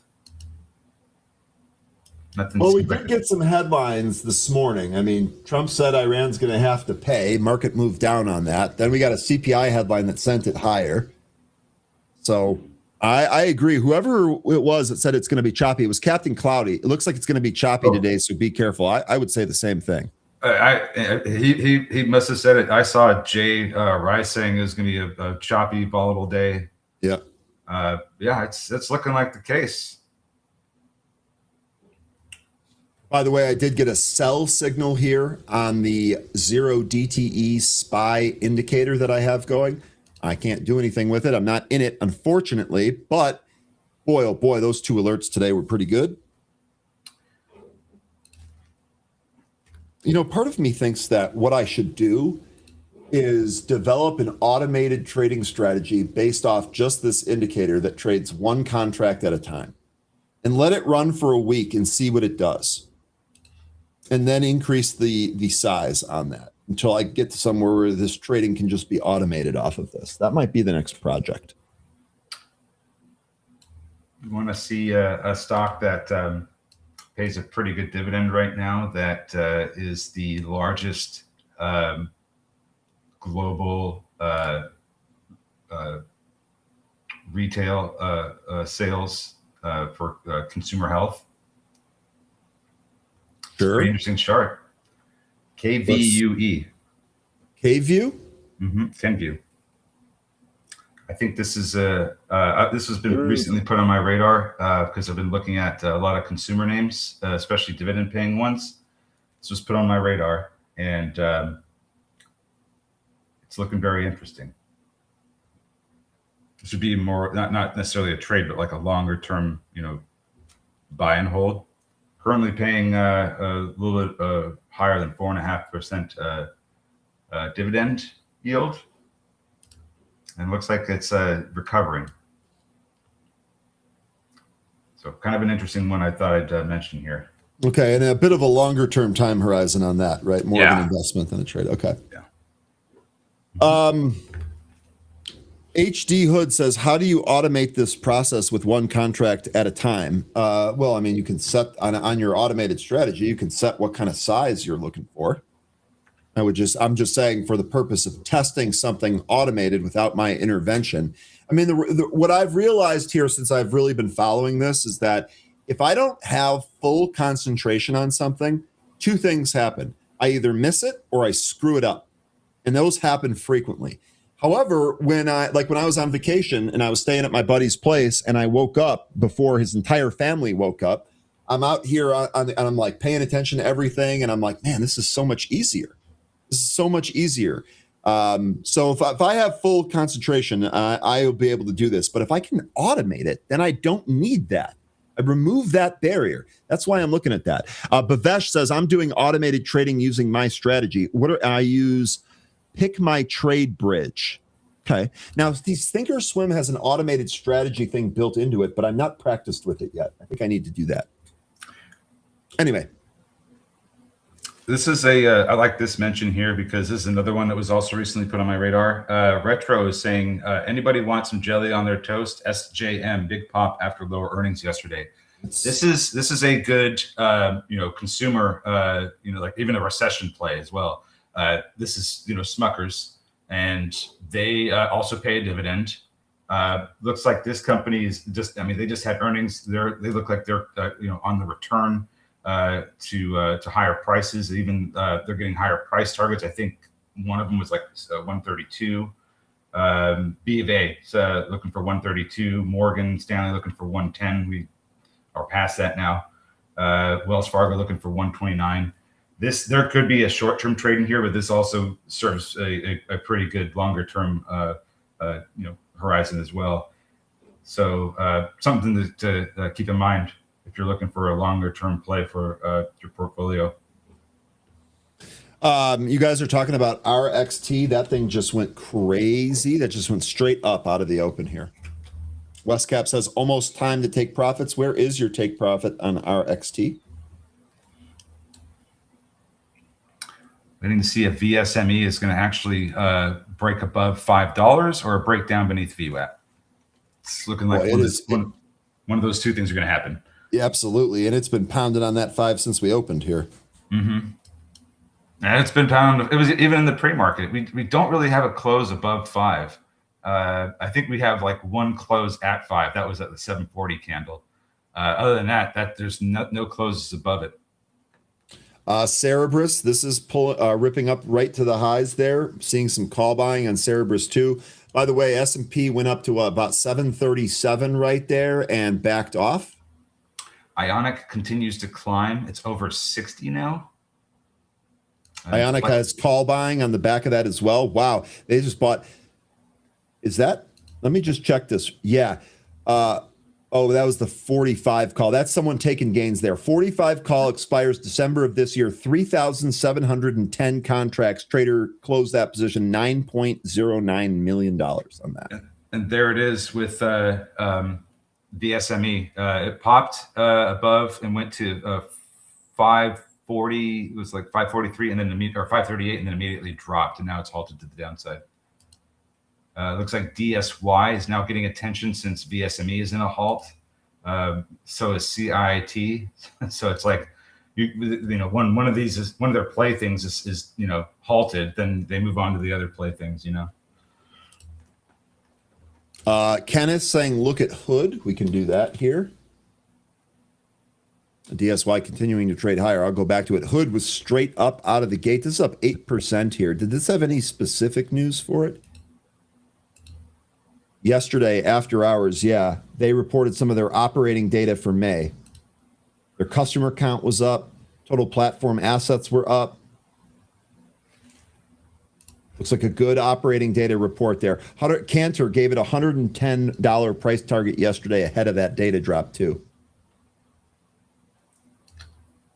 Also, Vlad Tenev says Robinhood is now approved to serve as an IPO underwriter. And he says, quote, we intend to be disruptive in this space, end quote. Oh, Robinhood plus 8%. That's interesting. That it is. The Trump account operator is going to be underwriting IPOs. Think about that. It does look like this is going higher, though. I would say 100 is the next big resistance area, although there are a couple of other areas to look at on the way up. 93.74 looks like that, is one that we recently hit. I think that's still going to be, you can even call it 94 if you want, but that area, there's a gap to fill between 96 and 90, looks like 98 or 99. So there's several areas on the way up to 100 that it's going to probably have to deal with, but it looks to me like we're headed there either way. Oracle put sweeps ahead of its earnings here. This is only up 0.8%. I love Cam's comment here. Oh no, facepalm on the Robinhood disrupting the IPO underwriting. And then Bull getting mentioned here too. That's of course Webull. Mm-hmm. That's up here, still under $6 though. Brian says he's shorting the ASTS pop.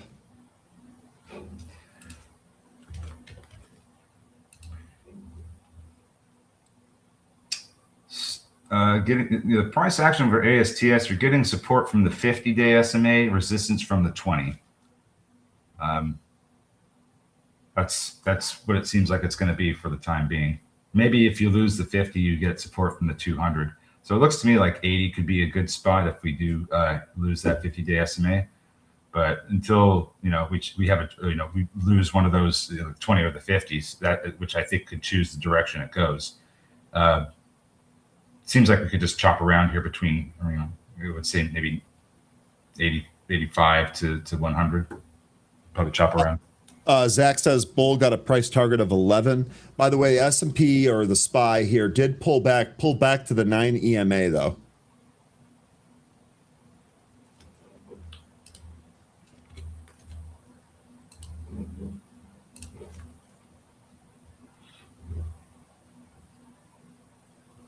Don't see anything else crazy happening. Bitcoin's higher here today.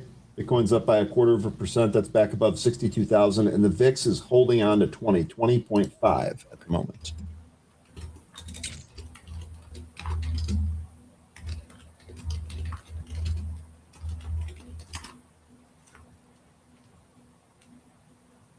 SOXS is bouncing here.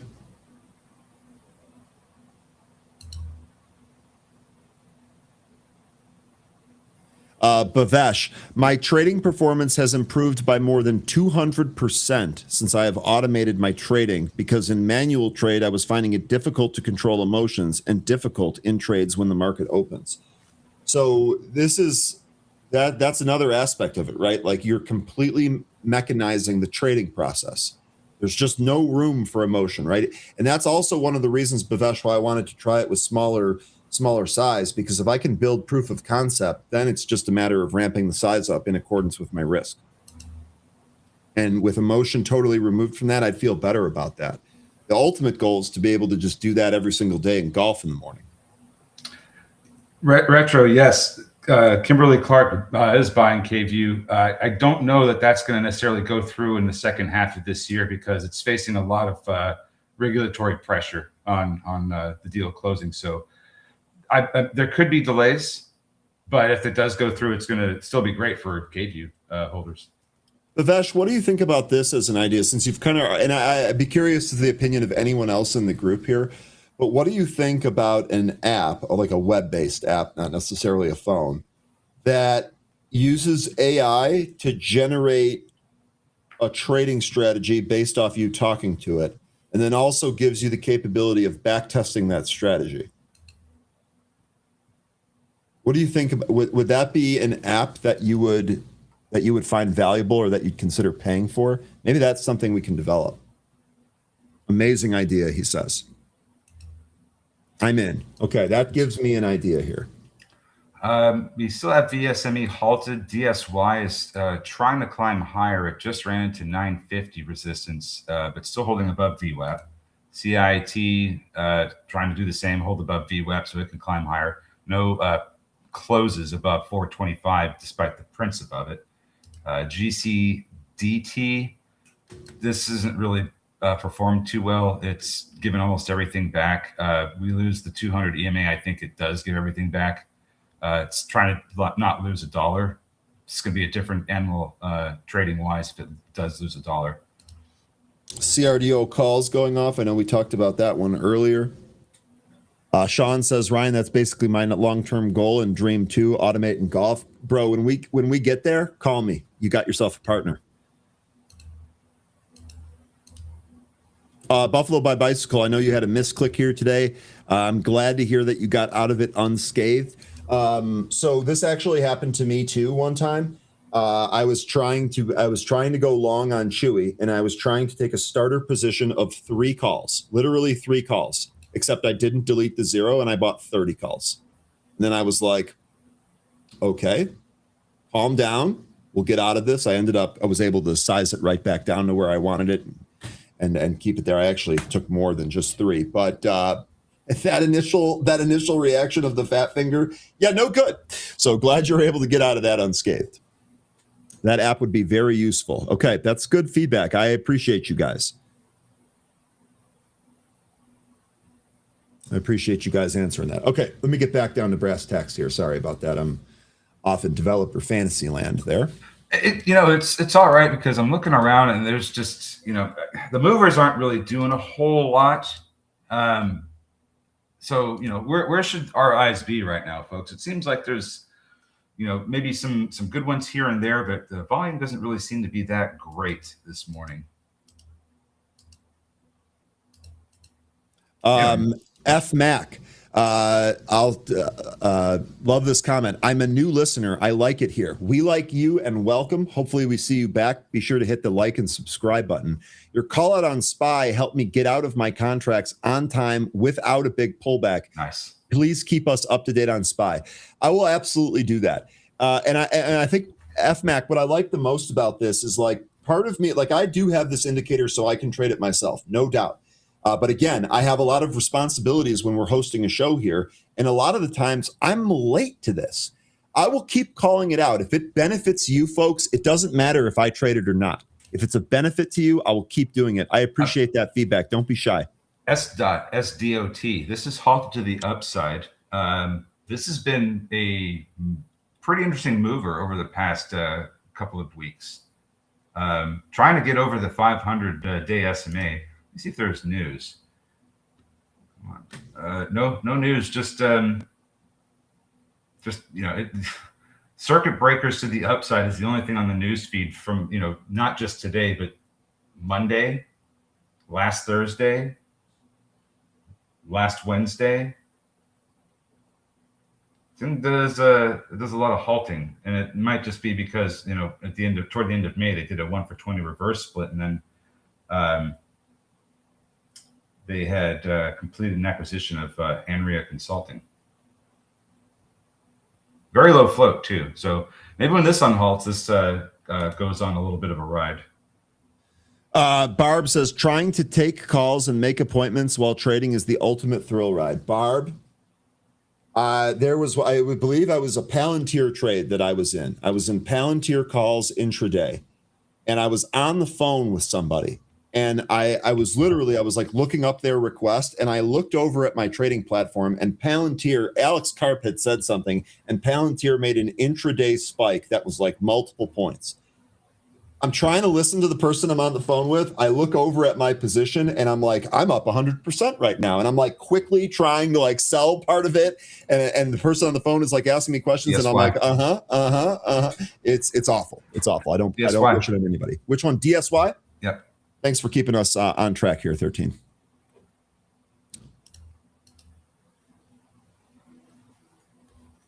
Here we are pushing up to those sides. Yep, pushing up over 11 briefly. This trying to get up to that 1140 high we just printed about half an hour ago. That appears to be the resistance area for the moment. If we get past that, looks like there's a bit of resistance at 12. That kind of is, there's a little bit of consolidation from 12 to, I would say 1475. So there could be some back and forth in that area. But 12 looks like the next big resistance. We're through 11. Wow. That was a great mention, 13. I'm sorry I was ranting. It's okay. I'm going to interrupt you every time now. Well, fair enough. I've been warned. I've been warned. Okay, we are in the second trade window here on SPY. I am getting another indicator here to buy, but these are less conviction than the first one. Basically, what you would need is for a takeout of this recent high and then maybe a move towards 740. Let me zoom in here and make sure I'm not missing anything. Yep. It's testing that right now. This is going to be an important spot here. This is interesting with DSY. There it goes. It looks like DSY keeps trying to go into a halt around 1224, and then it just gets moved around some more. Comes back down to 1224. There was a stock yesterday that was doing this too. It was one of our movers where it looked like it was going to halt several times, and then it didn't, and then it finally halted. Well, now it's losing 12, so that resistance area coming into play. Let me see here. If this does manage to hold over 12 at some point, okay, so we do. It's still that consolidation area between 12 and 1475. So if it gets through all that, which I would temper my expectations, but if it does get through all that, 19 to 20 has another big area of resistance. Looks like VSME is trying to recover. That unhalted found support down in the low threes, where it's been getting support for a good portion of the morning following its impulse move. Looks like that's trying to climb back up now. VWAP I have at 445. Is that VSME? Yes. SPY first reaction on 737.47. Indeed, looks like it came off that spot, but it's not breaking down yet. So I actually have not got a signal to stop out of that second entry too. Keep in mind, just FYI, since there are a couple of new people here, the later trades or the trades in window 2, those are not as high conviction as some of the first ones. And the thought is that if there are initial trades there, you should pretty much be working off of profit. So this trade here just got the stop signal on that second buy right there. So G-Man, looking at this action in real time, your 737.47 spot absolutely was resistance and stopped the move higher here. I appreciate all of your SPY callouts as well. Yeah, Buffalo, you're absolutely right. Coca-Cola 52-week high. It's actually a new all-time high. It looks like I don't know, I want to make a prediction on where this goes. We could still climb much higher. It's not overbought quite yet, but we are making new all-time highs. And I think a lot of this is going to have to do with the World Cup starts tomorrow. You're going to see these well-recognized big beverage brand names get a lift, as they typically do during World Cup. So Coca-Cola, Pepsi, maybe even Keurig, Dr. Pepper. I wouldn't lean too much on that one, though, as much as I would on those first two, though.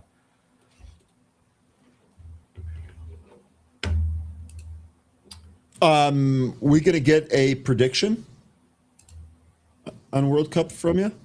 You'll know when you'll know. I'll take that as a yes, and I'll just wait patiently for it. By the way, looking at the SPY here, so I told you we just got that stop signal, got another buy signal shortly after, and it is pushing higher here. Again, these signals are going to be less conviction than the ones earlier in the morning, so keep that in mind and whether or not you're going to take those. And producer, if you're there, would it be acceptable for me to wear my USA World Cup shirt on Friday, even though it doesn't have a collar? You know what? I think I'll wear a collar and the branded shirt anyway, at least for the morning.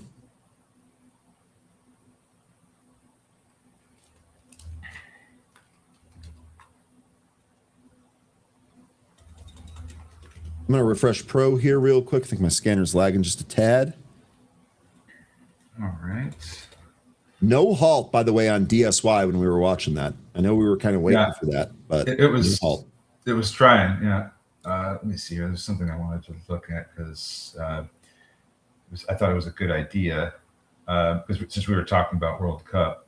EVLV, Evolved Technologies, this is one we talked about a couple of days ago. This is a company that has partnerships with a lot of venues where the World Cup's going to be held at. This is basically the verification process for people that are going to be attending games. Let's take a look at it. EVLV. I think it's down today, but it's down 1.5% here. Here's what the daily looks like.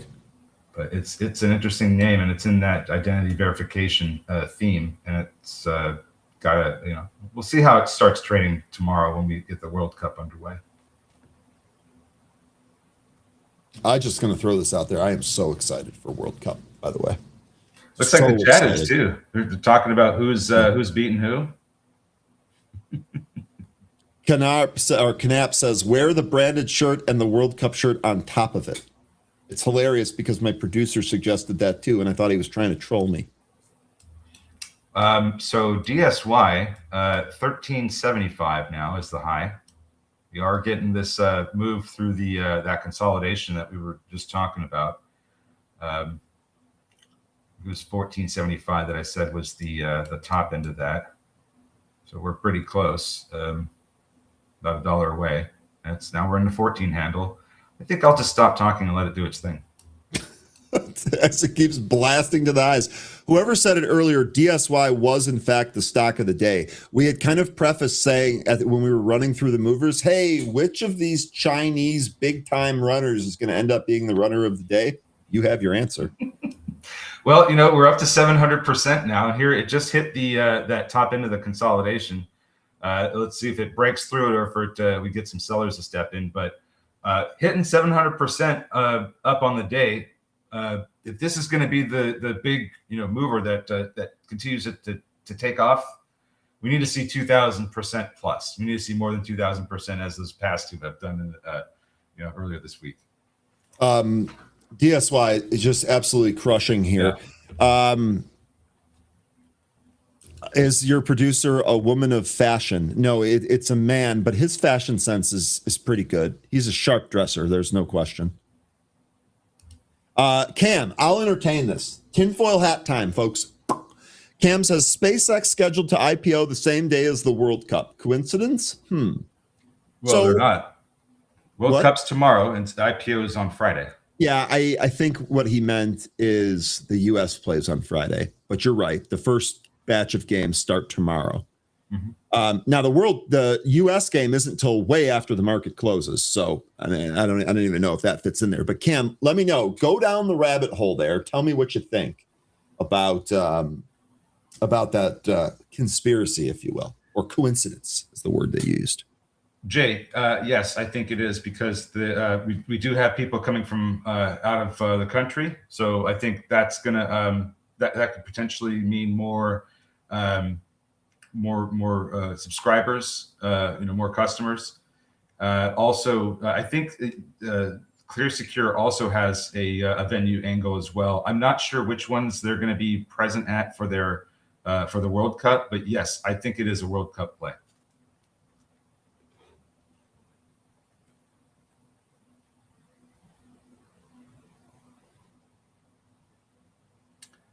Daniel, I don't know, but I think there might be, Thinkorswim might. No, so I was reading his question too. So let me jump in there. So it does not automatically block all Chinese names. It does block a lot of them in accordance with its restricted list, but it doesn't just block it indiscriminately because it's from China. DSY 1624.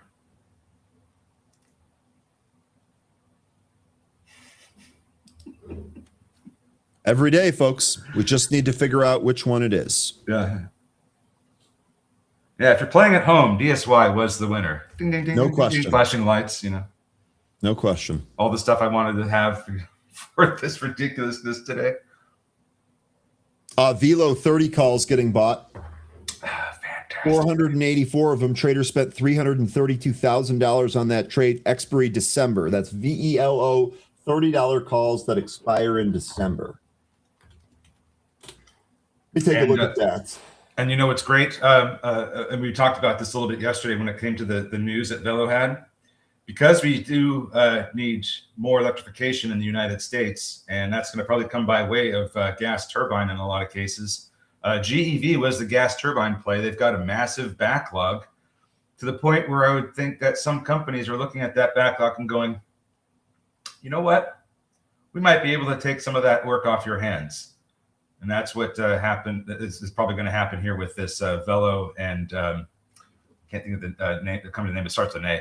Their partnership to manufacture, components. Aurelius or whatever. Aurelius, yeah, to manufacture, new age, next generation gas turbines. So as a result, look where GE Vernova's at today. This is the one I took. Ryan, we took up to over 1,000, and I took it up to 1,000. Some of you took it beyond that, but now it's under 900.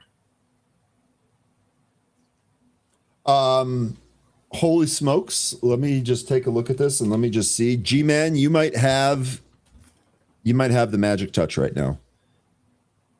We are back at 737.47. We are testing that area that G-Man has mentioned. This stopped here yesterday. We are testing it again. We'll see what happens if it breaks through here, but SPY at a key spot here. And DSY coming up to that, that next resistance I was talking about around 19 to 20. We're on the doorstep, folks. 1869, 1877. And then there was another comment here. Somebody was saying, they missed JD. You missed PAVs yesterday and now DSY today. You know what? Don't get FOMO with these, please. Do not get FOMO with these, because if you look at what happened with PAVs yesterday, that gave everything completely back. As a matter of fact, today it went lower. There are certainly people trapped up there. Maybe careers were fully ended yesterday as a result of PAVs. Do not get FOMO from these. If you are going to trade these, be sure you have stops. Do not hold these if they start going down massively like that. We do not want bag holders for eternity. Dude, the PDT rule is gone. You can always rebuy. Just don't subject yourself to a huge loss. Here's the other thing. So 13 just did a really good job covering PAVs. Remember, INHD, which went absolutely buck wild, this is still halted, guys. And then look, DSY 1990, and look at this massive pull. This is we got our spots. You had our warning. Now it's nice that it's holding that 15 area. Does it go back up and climb higher? I don't know. We'll see. If it does, we can start examining some higher places that this could go. But what is this? Did that take us up over 1,000 at least? I wasn't looking. Yeah. So DSY, fun stuff there. Hopefully nobody got caught in that. As I was just talking about how to not get caught in these. Yeah, no kidding. SPY also did pulled right to the 9 EMA again. And look at that, right down to the 9 EMA. And then S dot is also getting mentioned. This one I was talking about earlier. That did to the upside. Yep, it did have a massive move as well. Folks, hit the like if you're having a fun day. Pretty much getting these big movers served on a platter. Love it. Oh, I love it, guy. Lots of thanks out here. I love it. I love what Westcap's done for the day already. Excellent. Breakfast time hasn't even officially finished yet. Let's go, Westcap. So DSY halted to the downside. That's given VSME permission to start going. So here we go with VSME coming up to the VWAP. Permission, as if they needed it, but this is how they're trading this. Oh, my play toy is halted. Mommy took it away from me. I have other play toys to go mess with. This is the game.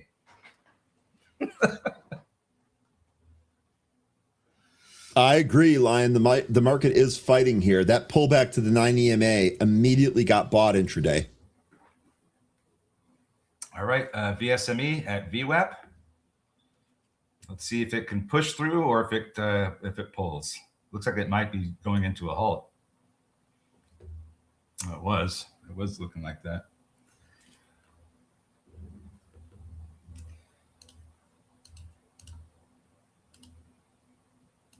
All right, looking around here, seeing what's good. Appears that Velo is still on the recovery after recapturing VWAP. I'm watching the option scanner here. VSME, it's through VWAP. It keeps looking like it's going to go into a halt, and then it doesn't. If it doesn't, it's still climbing its way up to $5, where there's been resistance all morning. If you're trading this, not a bad idea to maybe pay yourself around $5 or even raise your stops, just in case this thing decides to knife on y'all. So, but it could still keep going. At the same time, that's why you have your stops raised, and you just trim and manage the trade. Don't get yourself hurt in these. You don't want to have a PAVs kind of day. Canap asking, is it a game or a rigged game by the market makers? First of all, it is a game, but yes.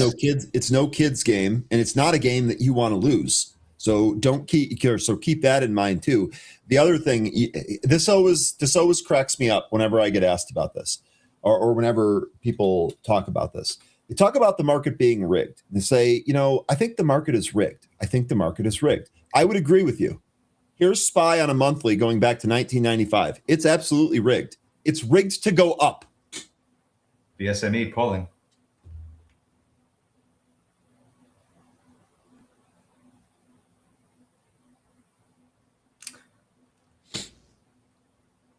Yeah.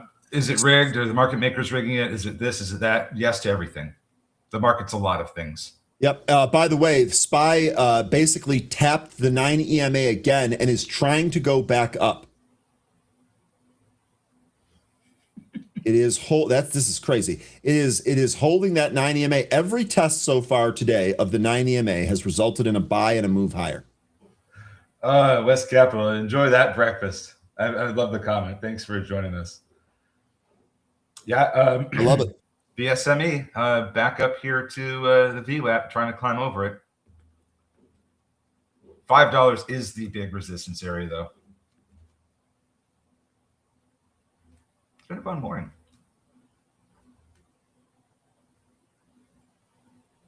It's definitely been a fun morning here.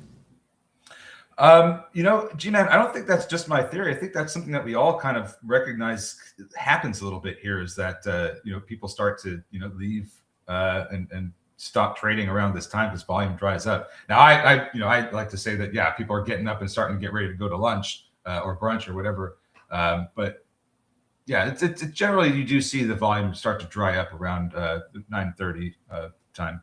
So at my previous job, I used to travel downtown to inventory watches for the company that I was working for.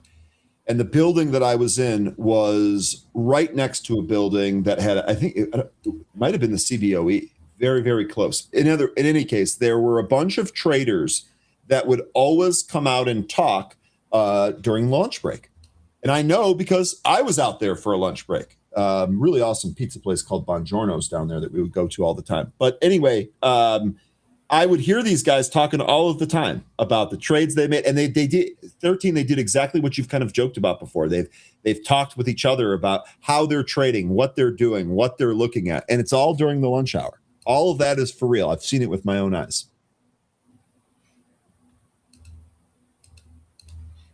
I love talking about this stuff. I mean, even to people that don't necessarily trade but are in finance. It's fun. Webcoin says inventory watches. Was this in 1908? I'm not that old. I'm a tad old, but I'm not that old. This was it was a Rolex program. So you basically had to pull the bracelet off, make sure the bracelet was in good shape, inventory, the model number, and the serial number. Gather around. Grandpa's telling us a story. I mean, between me and Tim Melvin, you're going to have all the grandpas you need. All right, let's get back to stock trading. I mean, I would, but it's slow right now. Go ahead. And really quickly, by the way, with SPY now, we are actually out of the primary trade windows. So this is where you start to wrap these trades up. You kind of be careful. We're going to be entering the death zone at 11 through 3:30. So that death zone is where the premium just gets eroded. You don't want to be in option contracts, especially 0 DTE contracts. So we are outside of the primary trade windows. We are approaching the death zone. Joe, I love the contrarian stance you took against those finance friends of yours. His finance friend says, retail day traders lose, don't do it. Day trading is not my most successful form of trading, so I would agree with that. I wouldn't agree that don't do it. I would say we can lose. Make sure you're doing it smartly. Have rules. Have discipline. Yeah. Protect yourself. Rules and discipline really made this more palatable for me. G-Man saying they're going to try that 737.47 level again here before the break. And indeed, we are trading up to that right now. We are actually at it. We're going through it. G-Man.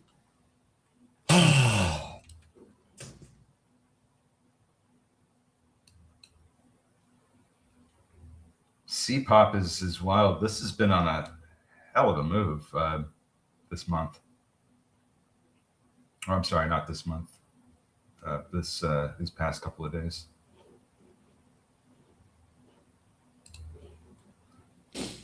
Zach, it can be very, very fast. Very, very, very fast. It's also why when you're doing this trading, you do want to select strikes that are either at the money or near the money. That doubly so in the afternoon. You could probably get away with it if you're right on the direction in the morning, but in the afternoon, You got to be real careful there. Market at the highs here now. SPY at the highs of the day. Lion, you were saying earlier that the market was really trying to push higher. Here we are.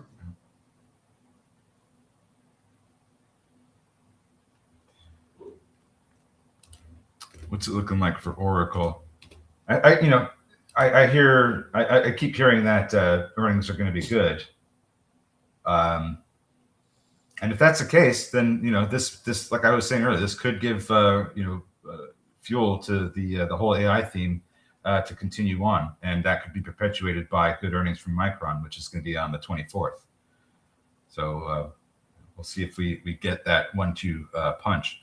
VSME, here's the next attempt to break over 5. It's been running into this resistance area all morning, not able to really close over it. We'll see if we get enough volume to go through it this time. Yes, VSME is a Chinese name. Wasn't that the actually? Singapore name? I'm sorry. No, it's actually a Singapore name. You're right. Very close. Yeah. If we're being honest. DSY is the Chinese name. CIT is the Hong Kong name, as is GCDT. Luis, for right now, in order to get into happy hour, you need to be a Benzinga Pro subscriber. Now, I don't want anyone to get too excited here, but the producer and I are looking into possibilities to open that happy hour up to another cohort of people. I don't have any other details for you yet, but we've heard your feedback. We're thinking about different ways that we can kind of come at this entire thing. So, but for right now, if you want to join happy hour, you must be a Benzinga Pro subscriber. Velo is testing the highs of the day.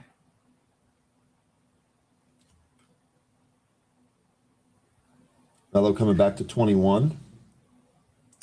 He's a subscriber. So at the in the last 20 minutes or so of every day, Monday through Thursday, you'll see a green banner that'll appear at the bottom of the Benzinga Pro. Click that; it'll take you to a link where you can join. Drew says, "What does happy hour do? Drinks at 6 if you want to. Sometimes 13 busts out his Scotch collection there. That happens occasionally from time to time." Happy hour, what it actually is it's just a place. It's a Zoom-based call where people can come and discuss the market. We discuss the happenings. We discuss what we think is going to happen. We discuss trading ideas. They may work. They may not work. We discuss what happened that day. We discuss what happens overseas in other markets. We've got people from all over the world that join it with all different expertise. We break down earnings reports. We just have discussions for an hour about ideas or things that we've noticed. Lots of great trade ideas are generated out of there. We've had a lot of winners over the years come out of this group. But what the important thing for me is that when you're trying to trade these markets and get an expectation, real quick, DSY is open and climbing. Well, we have these discussions that kind of gives us a better idea of the entire financial landscape on a global scale, so that we have a better idea of where things are going, what can affect what, and just how different governments and geopolitical events can affect trades and different companies. So we discuss all different kinds of things and prepare ourselves for market strengths and weaknesses, and it's been very, very helpful to my trading and investing career. Yeah, it's been extremely helpful to me. It's really helped broaden out my knowledge of the market and other factors that that impact things. I think that's probably the biggest takeaway. A really good example of something that came out of happy hour. Years ago, we talked about INOD being a pretty good buy at $4. Stock went to 120 plus. Now, it took a couple of years for that to happen. It's not as if we said, buy this today, and the next day it was 300%. No. But we discussed the thesis here. We discussed why we liked this. We were very, very early on it. As I told you, I bought that. I think my first buy was 390, and my first trim was at 11, and I trimmed up to like 15. I had no idea the stock was going to 120. Yeah, I think the one for me when we were talking about it was Limbach. We were talking about this one when it was in single digits. I even traded this one. I thought I was super hot shit that I made money on this, but man, did I leave this early, because from single digits this rep to triple digits. Yep. So that's the kind of stuff that you can expect. EKS. I like this. Does Tim Melvin ever come to the happy hour? He doesn't, but I actually thought about inviting him because he's got great insight on some of these things. I'll ask him. Maybe he'll be free one of those days. We can do a special appearance there with Tim Melvin. Okay. Sorry, I'm ranting too much. Again, 13. It's time for story trading. Those guys are surface of the sun hot right now. We're going to make ways for them. You have any closing words for the group? Yeah, DSY halted to the upside. Who knew? Have a great rest of your day trading. Good luck on finding the next 2,000% runner plus. We'll see it, I'm sure. But just be careful if you're going to trade that. Make sure you don't get caught in it, folks. Tomorrow it's going to be a crazy day just before the SpaceX IPO. Get ready for some fun. I'll see you then. Take care. Goodbye. All right, 13. Really good stuff here today. We will see you on Happy Hour later. We'll see you again here tomorrow. Looks like I'm lagging a little bit. Not sure why. Let's go ahead and get Ben on here. Here comes Ben, Red, and Dougie Fresh. Let's go. Ben, you want to share your screen? Yeah, well, Ryan, I'm not surface of the sun hot today. And if you, I was trying to sell you. yeah, well, usually we are. If you have any pivots for me, I need it. Man, I called the top in QQQ perfectly over here on June 3rd, and I've been consistently bearish since. But I continue to be bearish today. I thought we're heading to the 50 DMA, and look at this crazy candle, and not only that, but like seeing a ton of my favorite stocks just exploding this morning, and I just didn't take the bait. I don't know, maybe like AOI and Robinhood and Webull. I mean, so many great companies that I follow that I have in my retirement account, but I as far as the short-term account goes, I thought we were going to see a repeat of what happened yesterday in the markets. And who knows, maybe it still happens. I don't know. Look at the IWM's dropping right now. Yeah, maybe it still happens, a repeat of yesterday. But right now I'm just getting demolished because I basically have no longs. And the only long I have is Sats, which is also sucking ass today. Yeah, that's like my only long. And then I'm trying to short IWM, and it's just not working. So I'm in a shit mood, Ryan. You got any pivots I'm sorry, for me? man. I picked the wrong day to try and hype you up. I'm sorry about that, Ben. I really didn't mean it. All right. I hope it turns around for you here today. I will say we've got a number of sharp folks here. I did want to amplify one question here. Hey, Ben, where's the Godfather? I know he was traveling. Do we expect him back at some point? Rhett? I know he had a bunch of other stuff. I don't know. We'll see. I think he was just trying to get caught up on everything after he was been traveling. So once he gets went caught on up, like a sabbatical, like 5-6 month vacation, enjoying all his riches that he made, and his like I back. don't blame him, to be clear. Yeah, he's like back. He's around. He's in our community. Not as active as before, but we'll see. Rhett, we'll touch base to see if he'll get back into a regular routine and on the Benzinga show again, hopefully. But we'll find out. Okay. I know that question comes from a place of endearment, so be sure to pass that along to him as well. All right, guys. Have a great Wednesday. Appreciate it. All right. Yeah. What a market, huh, Ben? Dude, this is not fun for me. Usually when I have hedges, I have like longs that work against it, so it's not too bad.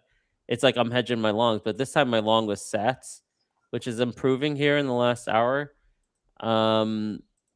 So yeah, I'm getting hit both ways, and I have a lot of leverage on Sats. So the Sats call options getting killed, my IWM put options getting destroyed, my TZA that I swung over and I getting destroyed. So I'm not having fun. Dougie, take it from here. It's a crazy market. Yesterday, it obviously dipped hard. It looked like it was going to continue to dip hard, and today it's bouncing back up, I guess, from the CPI, and we thought the Qs was a magnet coming down to that 50 area, like 676, and it might still be, yeah. It might just be bouncing up today, to be honest. So, but it just sucks to see all these beautiful high beta growth names that I love, and they're all up like 5, 10, 15%. I'm not in them in the trade account. That just sucks ass. I hate that. Yeah, it's frustrating for sure when you see your favorite plays running when you're not in them. You feel like you're being left out of something. You're out of the party. You're like, somebody didn't send me an invite. I'm not in the party today. I'll tell you that. Yeah, I'll tell you that. All right, what's on your mind? You see any pivots? Anything that look good for the rest of the day? I mean, it's the market's all choppy and all, so it's kind of hard to get a good grasp on it. It just keeps it looks like the Qs want to continue to rip up here, and they are right now. So I'd say that the market's not looking as bad as we thought it was going to look I know. today. Look That's at for this. sure. Like I did get into some Weeble late. It's hard. It's hard to get size or even hold. Like when you're late, um, every little red candle down, I'm like, oh, party's over. I was too late. It's like Yeah, it's hard when you're not in it from the start.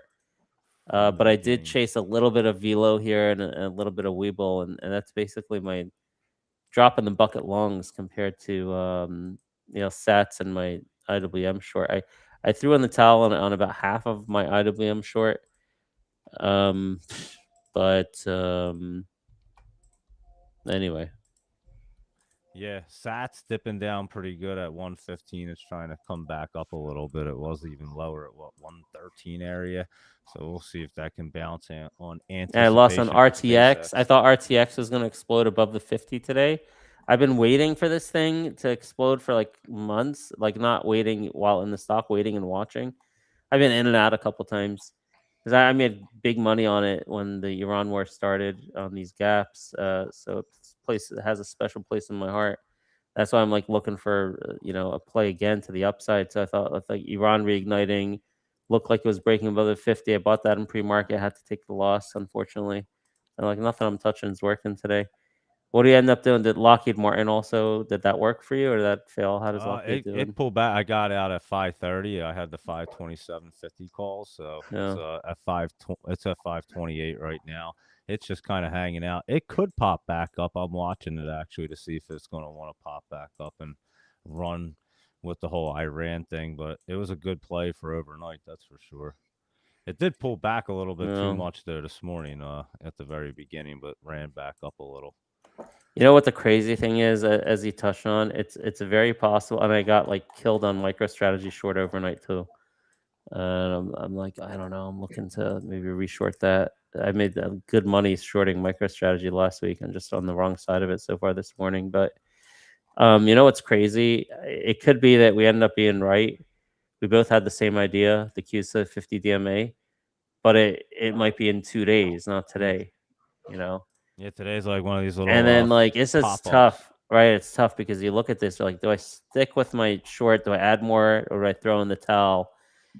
And it's like you throw in the towel, and then 2 days later it hits your target. I kind of feel like that's the risk of exiting our trade. But I mean, I did reduce my both the IWM puts. I took a lot of losses on already, and I cut my TZA in half. But I don't know. All right. Yeah. Rhett, you got any alpha? You got any alpha for us the rest of the day? Look, Anywhere? I had alpha this morning. DraftKings, I a know. continuation off Building on yesterday's that. catalyst we had. I traded this to the upside. I cut it early, but my losses outweigh the gains I made this morning on Yeah. DraftKings. So I'm currently down on the day. Yeah. From my indices trade. Yeah. I didn't We'll follow see. you. I saw the DraftKings, but I didn't take any longs this morning, man. I just thought I'm in yellow alert. Indices are going to. In fact, someone explicitly asked me about AOI this morning, and I'm like, in pre-market, and I'm like, I like it for long term, and I own a shit ton of my long term account. If you want to buy it here off the 50 DMA bounce on your long term account, go ahead. But on my short term account, I'm like, I'm not touching any longs today until QQQ hits the 50 DMA, and like so I didn't touch it. Yeah, that was my thinking, and so far that thinking is proven to be wrong. Webull looks like it's heading to that 50 DMA at this point, 635. I did get into this one late. I'm in it, so I'm up on it. I also have some 650 call options, which are like worthless, but maybe not. They're not worthless anymore. They expire this week, but in a separate account. The one in this account actually sold last week for a loss, but they're now 8 by 9 cents. Holy shit, they were a penny yesterday, up 700%. I know a bunch of people in the community have that option that we bought a while ago with an expiry 1 week after the pattern day trade rule ended. That was the thesis and thinking behind the timing there. Thinking we'd see a lot of bullish news come in for the sector. And look, we're getting it, but like I freaking threw in the towel last week on Webull, and now it explodes. So it's tough. It's a tough market, man. With all this volatility, Yeah. tough to Yeah. stay with long ideas on these red days. I mean, and vice versa for me. Tough to go long on this morning when I'm like in yellow alert. I don't know. Yeah, when you expect the market to come down and it rips up like that, it throws you off a little bit. But I still think we're going to be coming down. I still don't see how it'll bounce back up just off of today. It's the Qs still don't look that Ooh, great. I don't know. and- Intel looks good, kind of. Look at the RSI. It looks like Intel wants to get back above the 20 DMA to me. Let me see if that's reflected on the Qs in a way. It's trying over there. I don't know, maybe. I mean, And again, I think it could be just a pop-up day right here, and then tomorrow it could just fall right back down. We've seen it. and by the way, times. Velo broke the $20, and yesterday gave a target of 21.50. So I chased this a little bit very late, like just like 15 minutes ago. I got in. Actually, 20.49. Actually, not too bad. I don't know, 35 cents on it. Maybe 21.50 we see on Velo.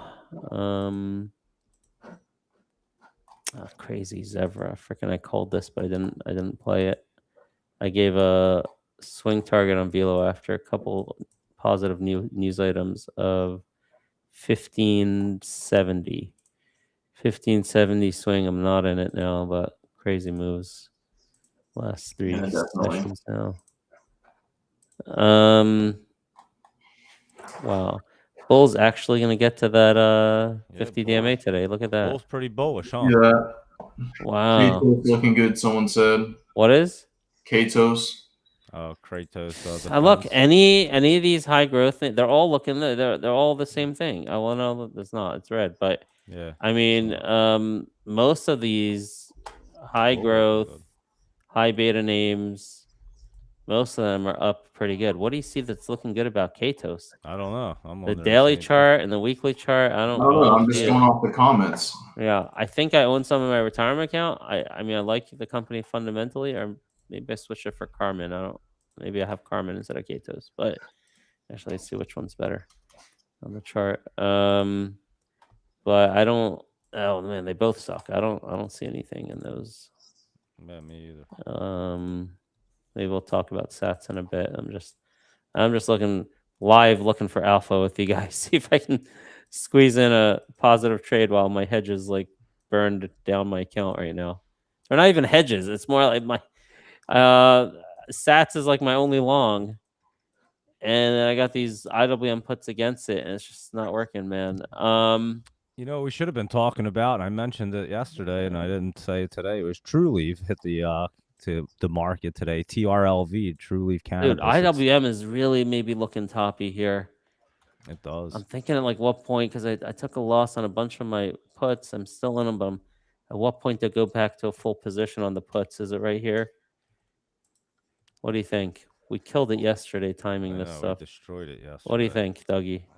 It's not in that spot where I actually like it to like really dip. It just doesn't look like it's healthy right here, but on the 5 minute it does look pretty bad. 15 minute looks like it's going to be dipping down. Yeah, I could say it looks like it's going to. I want to try to increase it again. A little bit late. I'll grab some puts with you. How's that? I'm in 285 tomorrow.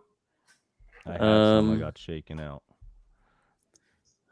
Probably shouldn't have, but I know.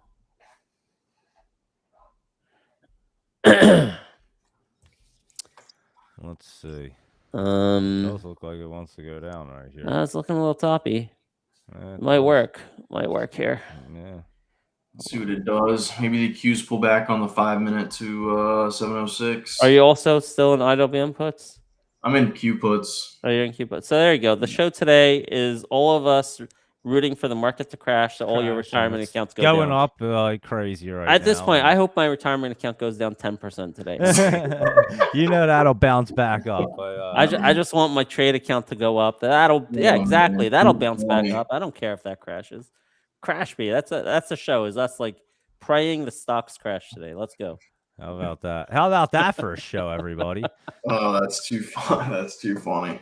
Come on, market. Let's Oh go my down. God. We got puts going. Oh boy. Oh, Velo. I was just about to sell Velo, and maybe I will on the pop here, because I see IWM coming down. I'm Yeah, like, it dude, is. I want to get out of my high beta names. All right, whatever. Oh, I'll look take at it. that. They're up 13% if you just Yeah, I bought just them. took Look at a that, little 15% scalp win on IWM. that. All right. Hey, things are starting to Qs. work for us here, except my size is not huge. This morning I had much bigger size on the freaking puts. Me too. Yeah. Oh, that was a killer. The TZA too, man. It wasn't just the puts; it was the freaking TZA It that was I had. everything. We were 3-time loaded up, levered. and then it started running up, and Yeah. we should have just held our ground because look, here it goes. And we Yeah. said, Well, I'm back in. pull. I have a I have some. 0.9% allocation now in tomorrow's 285s. Nice. Let's see here. Q's dipping good right there. All right, maybe we do get a Look repeat at that. of We got a tomorrow. little live trading action. I got a Velo. 30%. You know what? Hold on. Let me take a profit on Bull. That's my only other long I got into late, which I should be up on. All right, let's see.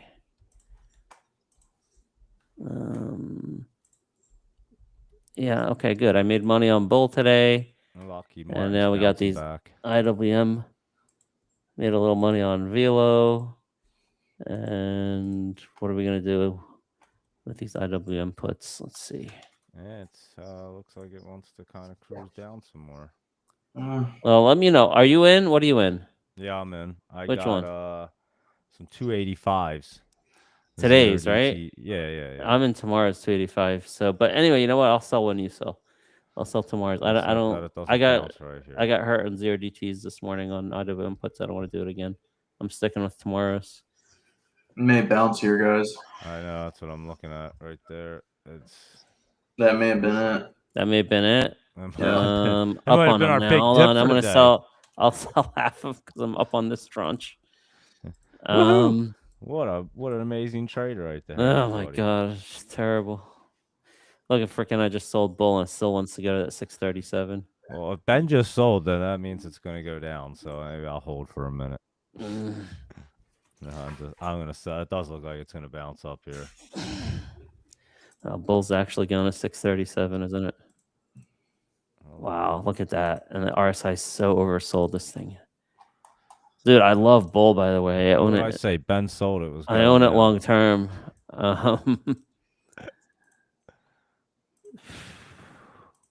Let's see. How's MicroStrategy? It is teetering. It just like lost its wind, Ben. Holy cow.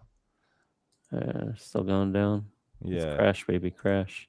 Crash, baby, crash. Velo is sick. 2150 target. It's going for it. 2160. I just got it for a small scalp. It looks like it's got a 2160.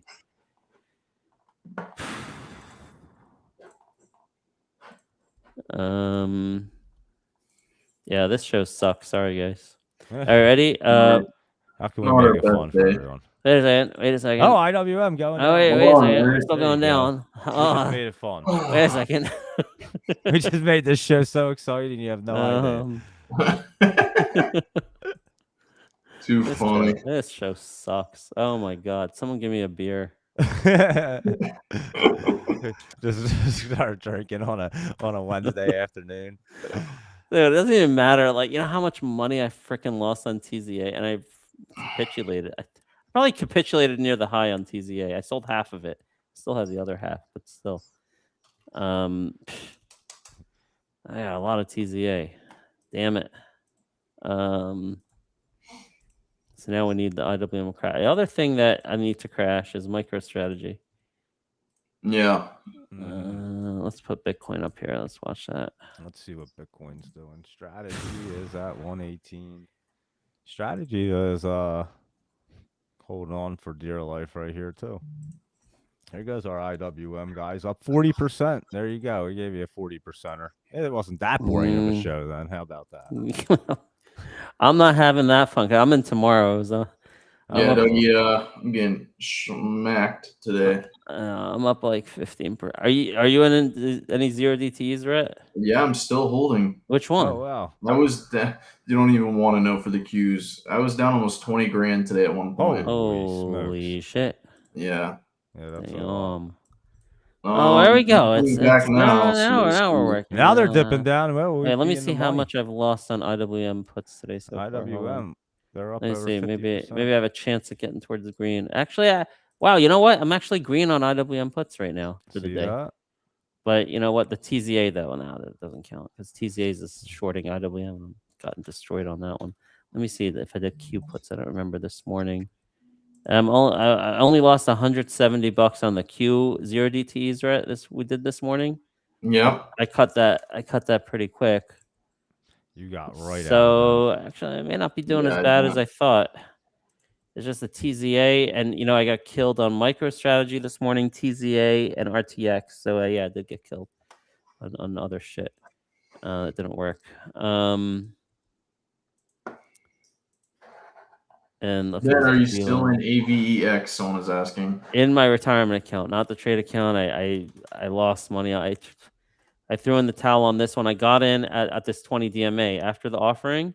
So we rode it to the upside, made a ton of money, and then it went to the 20 DMA, and I alerted it too, probably in the Discord or somewhere, that I entered at $29 at the 20 DMA because they did an offering at 27. It ended up, they didn't announce the pricing. Then the pricing was announced at 27, and it dropped below 27, I think because there's an over allotment, and the shorts can keep fucking shorting it and then cover at 27. But it went way below 27, so I don't know. So no, in my short-term account, I took a loss somewhere in here several days ago. But in my long-term account, I kept the allocation, and I think it's a pretty good spot to pick up for long-term account. But the short-term account, I'm not going to recommend buying that in a short-term account right now. Not that my short-term recommendations are working today, anyway. We just gave my WM put. That was working. That was like Not even bounced back though. Yeah, dude, this morning on the just pre-market sold show, I was looking at all that stuff that had the relative strength. AOI, DraftKings, Hood with the good news. I'm like, I'm not buying any individual stocks today until the QQQ hits the 50 DMA. That was my line. That was my thesis. That's what I executed on. And I missed out so much freaking upside on all these hot names. Anyway, let's see. These IWM pits are really working now. Look at that, guys. Now they're really working. Yeah. I'm up nice on IWM Gave you a puts. gold mine right there on the show. Yeah, but still down a shit ton for the day. Oh, you know what? Ooh, wow, the Qs. Hold on. I'm gonna short MicroStrategy more again here. I love shorting this. Down here. I love shorting MicroStrategy. It's been a lot of fun in the past 10 days. Is this market going to do exactly UVXY up 5%. All right, hold on. Maybe our IWM puts can save the day. Yeah, look at this, guys. All right, guys, let's we crash gave the you market. A banger on this show. Down 10%, guys. Let's go. Limit down. Who cares about your retirement account? You're not 59 and a half. That'll bounce tomorrow. If you're 59 years old, okay, but That'll none of us. I had a little rant about this last night in my Discord, where like people are like, "Oh, my retirement account or my long-term account is down X%." Like people love giving running narratives on how their long-term account is hurting. I'm like, dude, your long-term account should be like at least 5 years out. I don't think there's too many people like over age 55 in our, I mean, there are some 70 and 80-year-olds actually in our Discord. But for most of you, your retirement account should be like 59 and a half minus your age. And like 10, 20, 30, whatever years that time frame is. Like Iran missiles strike Israeli air base. Oh, wow. Oh, really? It actually hit it? Or they aimed for it? Dude, if it actually hit... Missile shards. Iran missile shards strike Israeli air base. Shards. Oh. So... I mean, so it was intercepted and the debris fell on there? Is that what happened? Shards on there, I guess. They did a shard out on them. Israel's definitely going to retaliate for that. Let me see Yeah, how I'd say oil's so. doing. Oil is up near high day. That's a good thing for IWM short here. Yeah, but it's bouncing back up for some reason. Oh, yesterday we were killing it because we kept buying the puts on every little bounce. Oh no, the pop. I know you were doing it on the Qs. I was doing it on the IWM for the most part, but you're not going to go straight down. You know what it is? It's the it's so choppy that it's not giving you channels to actually be able to do it. That's the problem here.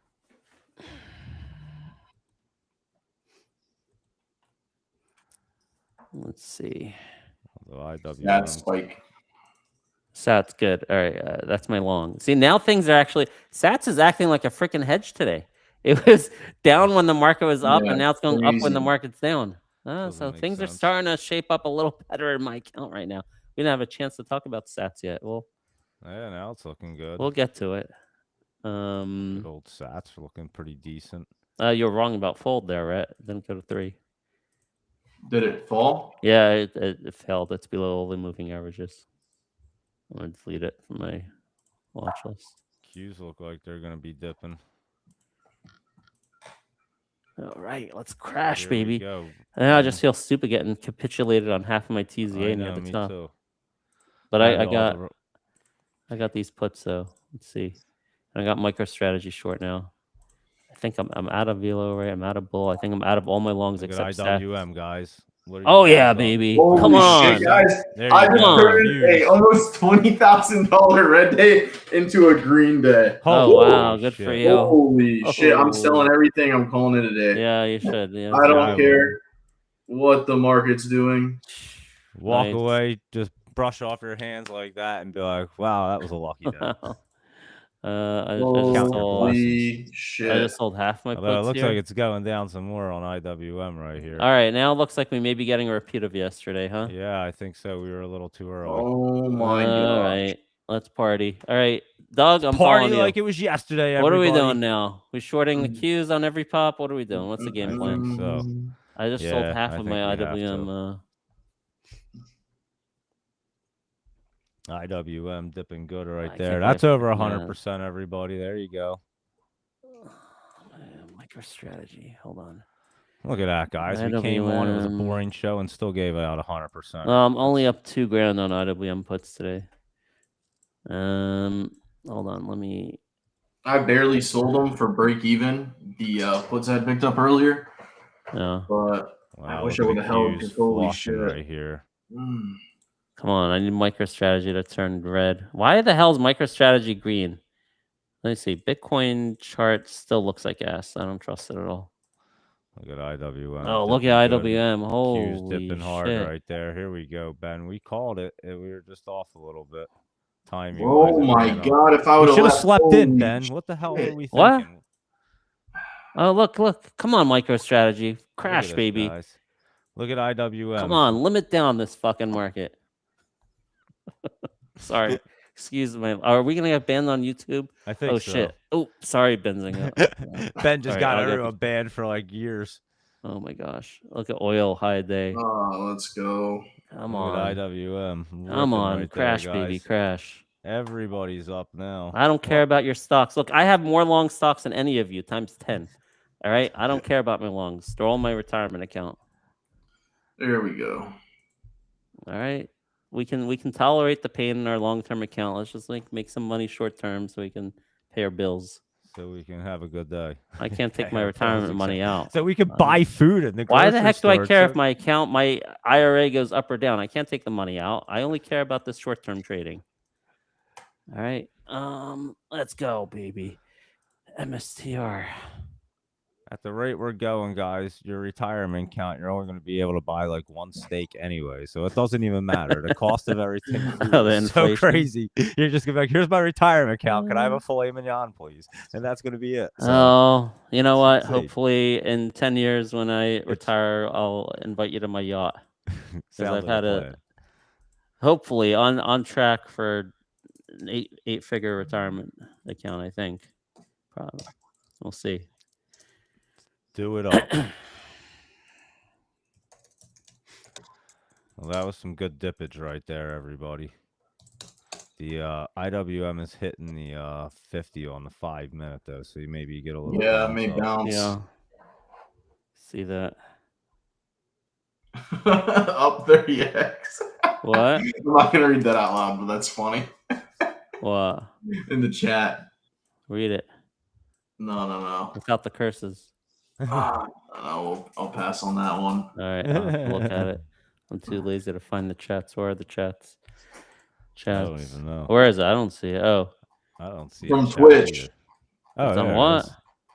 Wait, Oh, how do I see it. get? Twitch. Do I Oh, I scroll got it. down or do I scroll up to see the latest comments? I don't get how this works. You have to scroll down. Oh, I see Scroll Marvell down, okay. Quiet over there. Oh, it's up 30x. That's his name. I don't see it. What's his name? Oh, yeah, I want to. It's in the Benzinga studio. It says, yeah, I want to spend it on whiskey, chicken, and something else. Oh, okay, I get it. Oh, I'm gonna get crushed here, huh? Q's. Oh shit! There went the Q's. Woo, baby, we're coming down, Ben. We'll get to the Sats talk before the end of the show. Well, look at him. Oh, why the hell's MicroStrategy up? Oh, Bitcoin's up. Mother fricker. Oh, geez. Oh, man. I always like to short MicroStrategy when the shit hits the fan. What the hell? It's not working now. Do I throw the towel in on this? Are we calling it here at 11 or are we going till 11:30? I don't know. I'm having some fun right now. All right. I gotta hop off soon. Yeah, Dougie has to hop off at 11. Oh, you have to hop off? We'll go till 11:15. Yeah, let the producer know end it a little bit early. 11:15. Q's may bounce here. Yeah, you know, this IWM. MicroStrategy short's not working for me. I'm going to bail on that. I sold my IWM puts. That was a beauty, guys. Over 100%. Oh, I didn't even take a screenshot. Are you serious? I don't think I did I? Shit. Oh well. Who cares? I'm probably cares? I'm We did still over down. 100%, I'm probably you still guys. down for the day though, because I lost a lot on MicroStrategy and overnight. I'm down hold. a little bit on some getting shaken out of Couple Q other puts, which would have been up a whole lot of money if I would have just waited till now. Yeah. Bouncing back up like crazy. Look at these green candles going back up. I think it might spike right here, guys, and like go nutty. I don't know what's going on in this market. Was there news? Bizarre. Trump say something? I don't know. It looks like look at MicroStrategy MicroStrategy is ripping. Yeah. Did Trump just tell everyone to go buy Bitcoin? Maybe someone know. Look at crypto. It's 62,000 for Bitcoin. Yeah, I capitulated on the strategy it short looks for pretty now. good. Something. I don't see any news, but something's going on. All right. Well, we got Sats now. Okay, Sats is my biggest long. I guess we'll talk about it since we only have 10 minutes left. Oh man, it's hard to talk about. I'm focused. But okay, so we have the SpaceX IPO pricing tomorrow. I guess it's priced at 135. It sounds like if it gets priced higher, that'll be interesting. But hold on. We'll give you the full Sats thesis now since we're only a day out. Just trying to think what I should do with this. DraftKings have a nice bounce area, maybe. Yeah, it looks like Bitcoin rallying. Holy cow.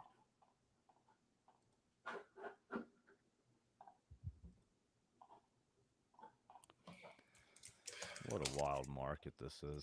So moving forward, I guess we're going to be doing a show from 10:30 to 11 on here. Oh yeah. Yep. You just negotiated that? Huh? No, I'm chatting with him in the private chat. Oh, okay. Negotiations are on, everybody. Man, I finally updated my Webull or whatever, guys. Yeah. And for some reason, it never. I don't know how they were giving me my things, but I never entered my card on there. So I had my driver license or photo ID. I don't even understand how I was trading on Webull. It was the craziest thing. That's interesting. Yeah, I got a message yesterday. Okay, so across the board, I may cover shorts. I know. I These just are bouncing. Yeah. covered a. I sold my IWM put, and it was over 100%. Although the Q's. Jay Rice is asking about Burnham. Burna? That was whatever really happened good. with that. He said. Yeah. Burna, their earnings sucked. Their sales went down, so I think and the stock looks good. And then recently they just did a deal with Fox Radio, and so people are excited about that deal since revenue can go up on with that. So that's what's going on. Oh shit! Fold really reverse. Son of a... Oh man. Again, It just folded up shop on you. Yeah. Looks like the indices are getting rejected right there. Man, Zebra was having a day again, but now it's pulling back as well. You see that, Ben? Yeah, 3 days in a row. All right, let's take a little bit to talk about the sats, because some of you may not know about this, but everyone needs to know about it. SpaceX IPO Friday. Sats has the largest exposure by far of any public. Oh shit! Hold on. More important, Trump said, "Go buy MicroStrategy, great American company." Trump. Bullshit. Was that for real? That can't be real. the joke. Well, someone put it like a headline in our chat. Sorry, guys. Sorry. Disregard that. I was like, there's no way he said that. Yeah, I was gonna say that would be crazy. Anyway, so some people are talking about all the space companies like Rocket Lab and ASTS and XOVR, which I also knew about. I gave a heads up early to people that have a 25% position in SpaceX. DXYZ, which has some position. I don't know, maybe 5%. Who knows? All right, but guess what? Sats 100% of their entire market cap, 33 billion, can be attributed to their stake. So some people may not know this, and I'm a little bit surprised it's not getting more time on social media. A lot of people do know about it, but this thing is going to trade 1-for-1, tick for tick. SpaceX, all the algos and hedge funds, everything, they're going to be, the ARP funds will be all over this. So if you believe that SpaceX is a good value at 135, or if you believe 135 will hold, if you believe the thing's going to be trading at 145, 150 or more on IPO day on Friday, then this is your best way to get exposure to SpaceX. At 115 right now, it's the equivalent of let me do the math on this. You can go ask AI yourself and everything later, but it's the equivalent of indices dipping hard. Hold 1 second. Is the equivalent of getting SpaceX at $124. Right now, getting Sats at 115 is like getting SpaceX at $124. All right, and that's like the worst case calculation. That includes all kinds of feature taxes they have to pay on their SpaceX shares. All right, there you'll see calculations on social media being like, no, this is like getting SpaceX at like $70, but that ignores the feature taxes they have to pay. So I did it including the feature taxes they have to pay. So yeah, you get SpaceX shares at, what was that, like 12% or something below the IPO price by buying it right here. So this is my play into the IPO. I'll sell some before the IPO, but then hopefully hold for a much bigger gain if we do see the opening cross indicated at, in those few hours on Friday, they'll be like, oh, indicated to open at 150 by 155. When that all happens, this thing should explode. So have fun with your XOVR, have fun with your Rocket Lab and ASTS. I'm playing the stock that has 100% exposure, literally 100% exposure to SpaceX. That's my thesis there on that. Of course, it's going to fail if SpaceX fails. And right, if we open, we immediately lose the 135 floor. Forget about it. That trade idea will fail. This is just good. Like if you believe, 135 is good and will hold or pop higher, then Sats is a great way to play that. Indices are going down. Qs are dipping. Yeah, I see that. Oh frick! I capitulated on strategy for a loss, and then it frickin' dives on me. Now it's down. Jeez. Oh, the Qs are going down. Oh, all right. You know how much money we would have made if we would have just held all them puts this morning. Holy. Oh, I know. Why'd I get shaken out like an idiot when I knew it was going to go down? Look, I held through all of it. Yeah. So, not all of us are idiots. Just Just you and I, Dougie. No. Yeah. No, I held about half of it. I Well, held about as half. soon as I went The into two that green, tell I everyone started- what to do in the market. We're the idiots. People listen to us. Can you imagine? I say, listen to me. Just don't do what I do. That's for sure. Except yesterday, Wow, we were Meta really is on falling fire. off a cliff here, guys. This is Oh, really? We're gonna get pulled lower. Which If one? you want to get back in, Meta. Look at Meta. Well, my target is what was it? 675, 683, I think. No, 675. 683. 683. I said 683. That's my target on the Qs. 683, like a swing target, not a today target. Not today. In the next day or so, Well, IWM's. you know, dipping you here. never know though. This market, It could be it's right here. crazy. Yeah, You never could see know. a flash right here, like Could see yesterday. 683 today.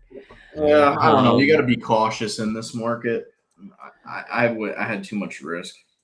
Yeah, that was. Yeah, that you was went crazy, a little. but You went heavy. Like I You said, fixed it. I Don't always do it go- again though. Yesterday I yeah. should have went heavy, and then I would. Well, I left what it was, and then we were getting up there before that huge pop we had on the Qs. I averaged down to like full position size, and then it popped up, and then I was just letting it ride.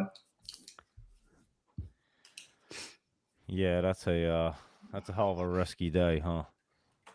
Here we go. Q's IWM. down. Here goes the IWM. There we go. Well, we gave Q. everybody like 150% on the show today, so I hope everybody liked that. Yeah, you guys bought those IWM calls. Nice. Yeah, that was. I'm decent. sticking to Calls. 100% cash Did I buy though. puts or calls? No, I just added more puts. Yeah. Okay. Let's see if we can break the low a day for the Qs. 699.62. So it is a repeat of yesterday, dude. My thesis was right again. Yeah, It was we just were hard right, to. Ben. It We was were just so idiots. hard to execute on it this I morning. We Jeez. just did not execute our plan properly. Yeah, I right half, around I there, half Jake. executed it. I half executed it properly. But I didn't fully execute it properly. I got shaken out on half of my short at the top. Rhett, maybe I should have came in late again today. It worked out yesterday. You should have. New low a day for the Qs. Look at this. Everything dipping Yeah. down. Holy Good mackerel. MicroStrategy finally going down. Good. Wow. Look at that. That's like a monster call on the IWM for you guys, though. That was sweet. Glad everybody got involved. Whoever got involved in that on the show is happy today right now. So that's good. Up like over $3,000 on the IWM puts. Mm-hmm. Not like Rhett making and losing 20K in seconds. Rhett went down 20K. I'm in tomorrow's. I'm not in That was today's. stressful, guys. I don't have that kind of volatility in. That's like it's a $40,000 swing, but in No, stress I didn't level- make $20,000 today. I know. I'm just saying, it's stress level. It's like $100 million swing right there, because that's like, holy cow, that's gut wrenching. Yeah. My. Look at them indices dipping down just as we thought. They just took a little longer than we thought they would. Wow. MU. Look at this. Look at this on MU. You know, I sold all my MU finally on You Friday. did? Yeah. ASTS. Oh my gosh. 200. Wow. Sold all. Ooh, space is looking ugly, guys. Space Look is at the looking Qs. We're ugly. going down to them levels like we said, Ben. Well, I mean, I'm not short the Qs. I should be. I know. Now, look at the now chart. It's trying to get over that 20. Now? Oh, yeah, look at that. It is looking a little bit bad. I still don't trust that. I think that's a fake pop-up today. I'd be careful on that right now. Hey, did Meta fill that gap? I think Meta just filled the gap. Meta had a gap on the daily chart back here from 4.7. What's that high there? The high was Oh, that's not a clean. 575. That's not a clean chart though. Low 575. I'm not ready to touch that. I mean, if it's in your long-term account, go have fun. It might work out. I said in your long-term account, sure, you can buy the dip, but as far as like a short-term entry, I'm not ready to step into a meta here. No. No, I just wouldn't touch anything until I see the get all Qs the way hit. down. Yeah. Yeah, I want the Qs to hit. Yeah, right We're gonna around do here. it. It's just a matter of 676, something is it like today, that. tomorrow, or Friday for SpaceX? It's just a matter of what day. Yeah, exactly. It'd be the PPI catalyst tomorrow, or the Iran catalyst, or Yeah, SpaceX the catalyst. Sats. Yeah, here comes the What's bigger that? dip. Sats is killing my ass. Yeah, it could be worse. It's only down 1.5%. Could be down 10. Let me get Yeah, another look at push the, here on the Qs to the downside. Let's see. Yeah, they're IWM and Qs just ripping down right now. So Apple. Oh, I was looking at that earlier. That was looking horrible as well, guys. Oh, Apple's going to the upside now. Whoa. Gonna hold up the market a little bit. Hello. Yeah, up a penny. I wouldn't count on it. Yeah. Look at that Yeah, a lot of the other IWM. stuff is weak. Yep. A lot of times when you see that, it's a flight to safety. When the Qs are dumping, you'll see money going into Apple, but it's not enough to keep the indices up. It's just people rotating to what they perceive to be safer. Look at this. Wow. And the Qs are really getting crushed there. Oh, man. Wow. Come on. I just need strategy to dump too. Yeah, Qs are getting crushed. I wish I Yeah. did the Q puts today too. Wow. Let me make sure I don't have any other longs in my account. I got the TZA. Yeah, TZA. Okay, I'm good. IWM. There we go. Well, how'd you guys like that IWM call today? All right, here we go. We're at 11:15. So ending the show a little bit early today. If you'd like to join us, you do get some profanity, but it's at storytrading.com. We don't really curse. I'll try to control myself on the next. You know, in the show. early days, if there's any profanities, when it's a day that's not going our way, I think that's the only day that you ever hear any profanity. Oh, jeez. All right, guys. Well, the thesis in the morning note, it was perfect. Made out perfectly. Yeah. Short the pop, wait a little bit, but we got in a little too early. Yeah. But it played out still. Yeah. All right. Take Thanks, care, everyone. guys. Take care. See you next Have a good one, everyone. All right.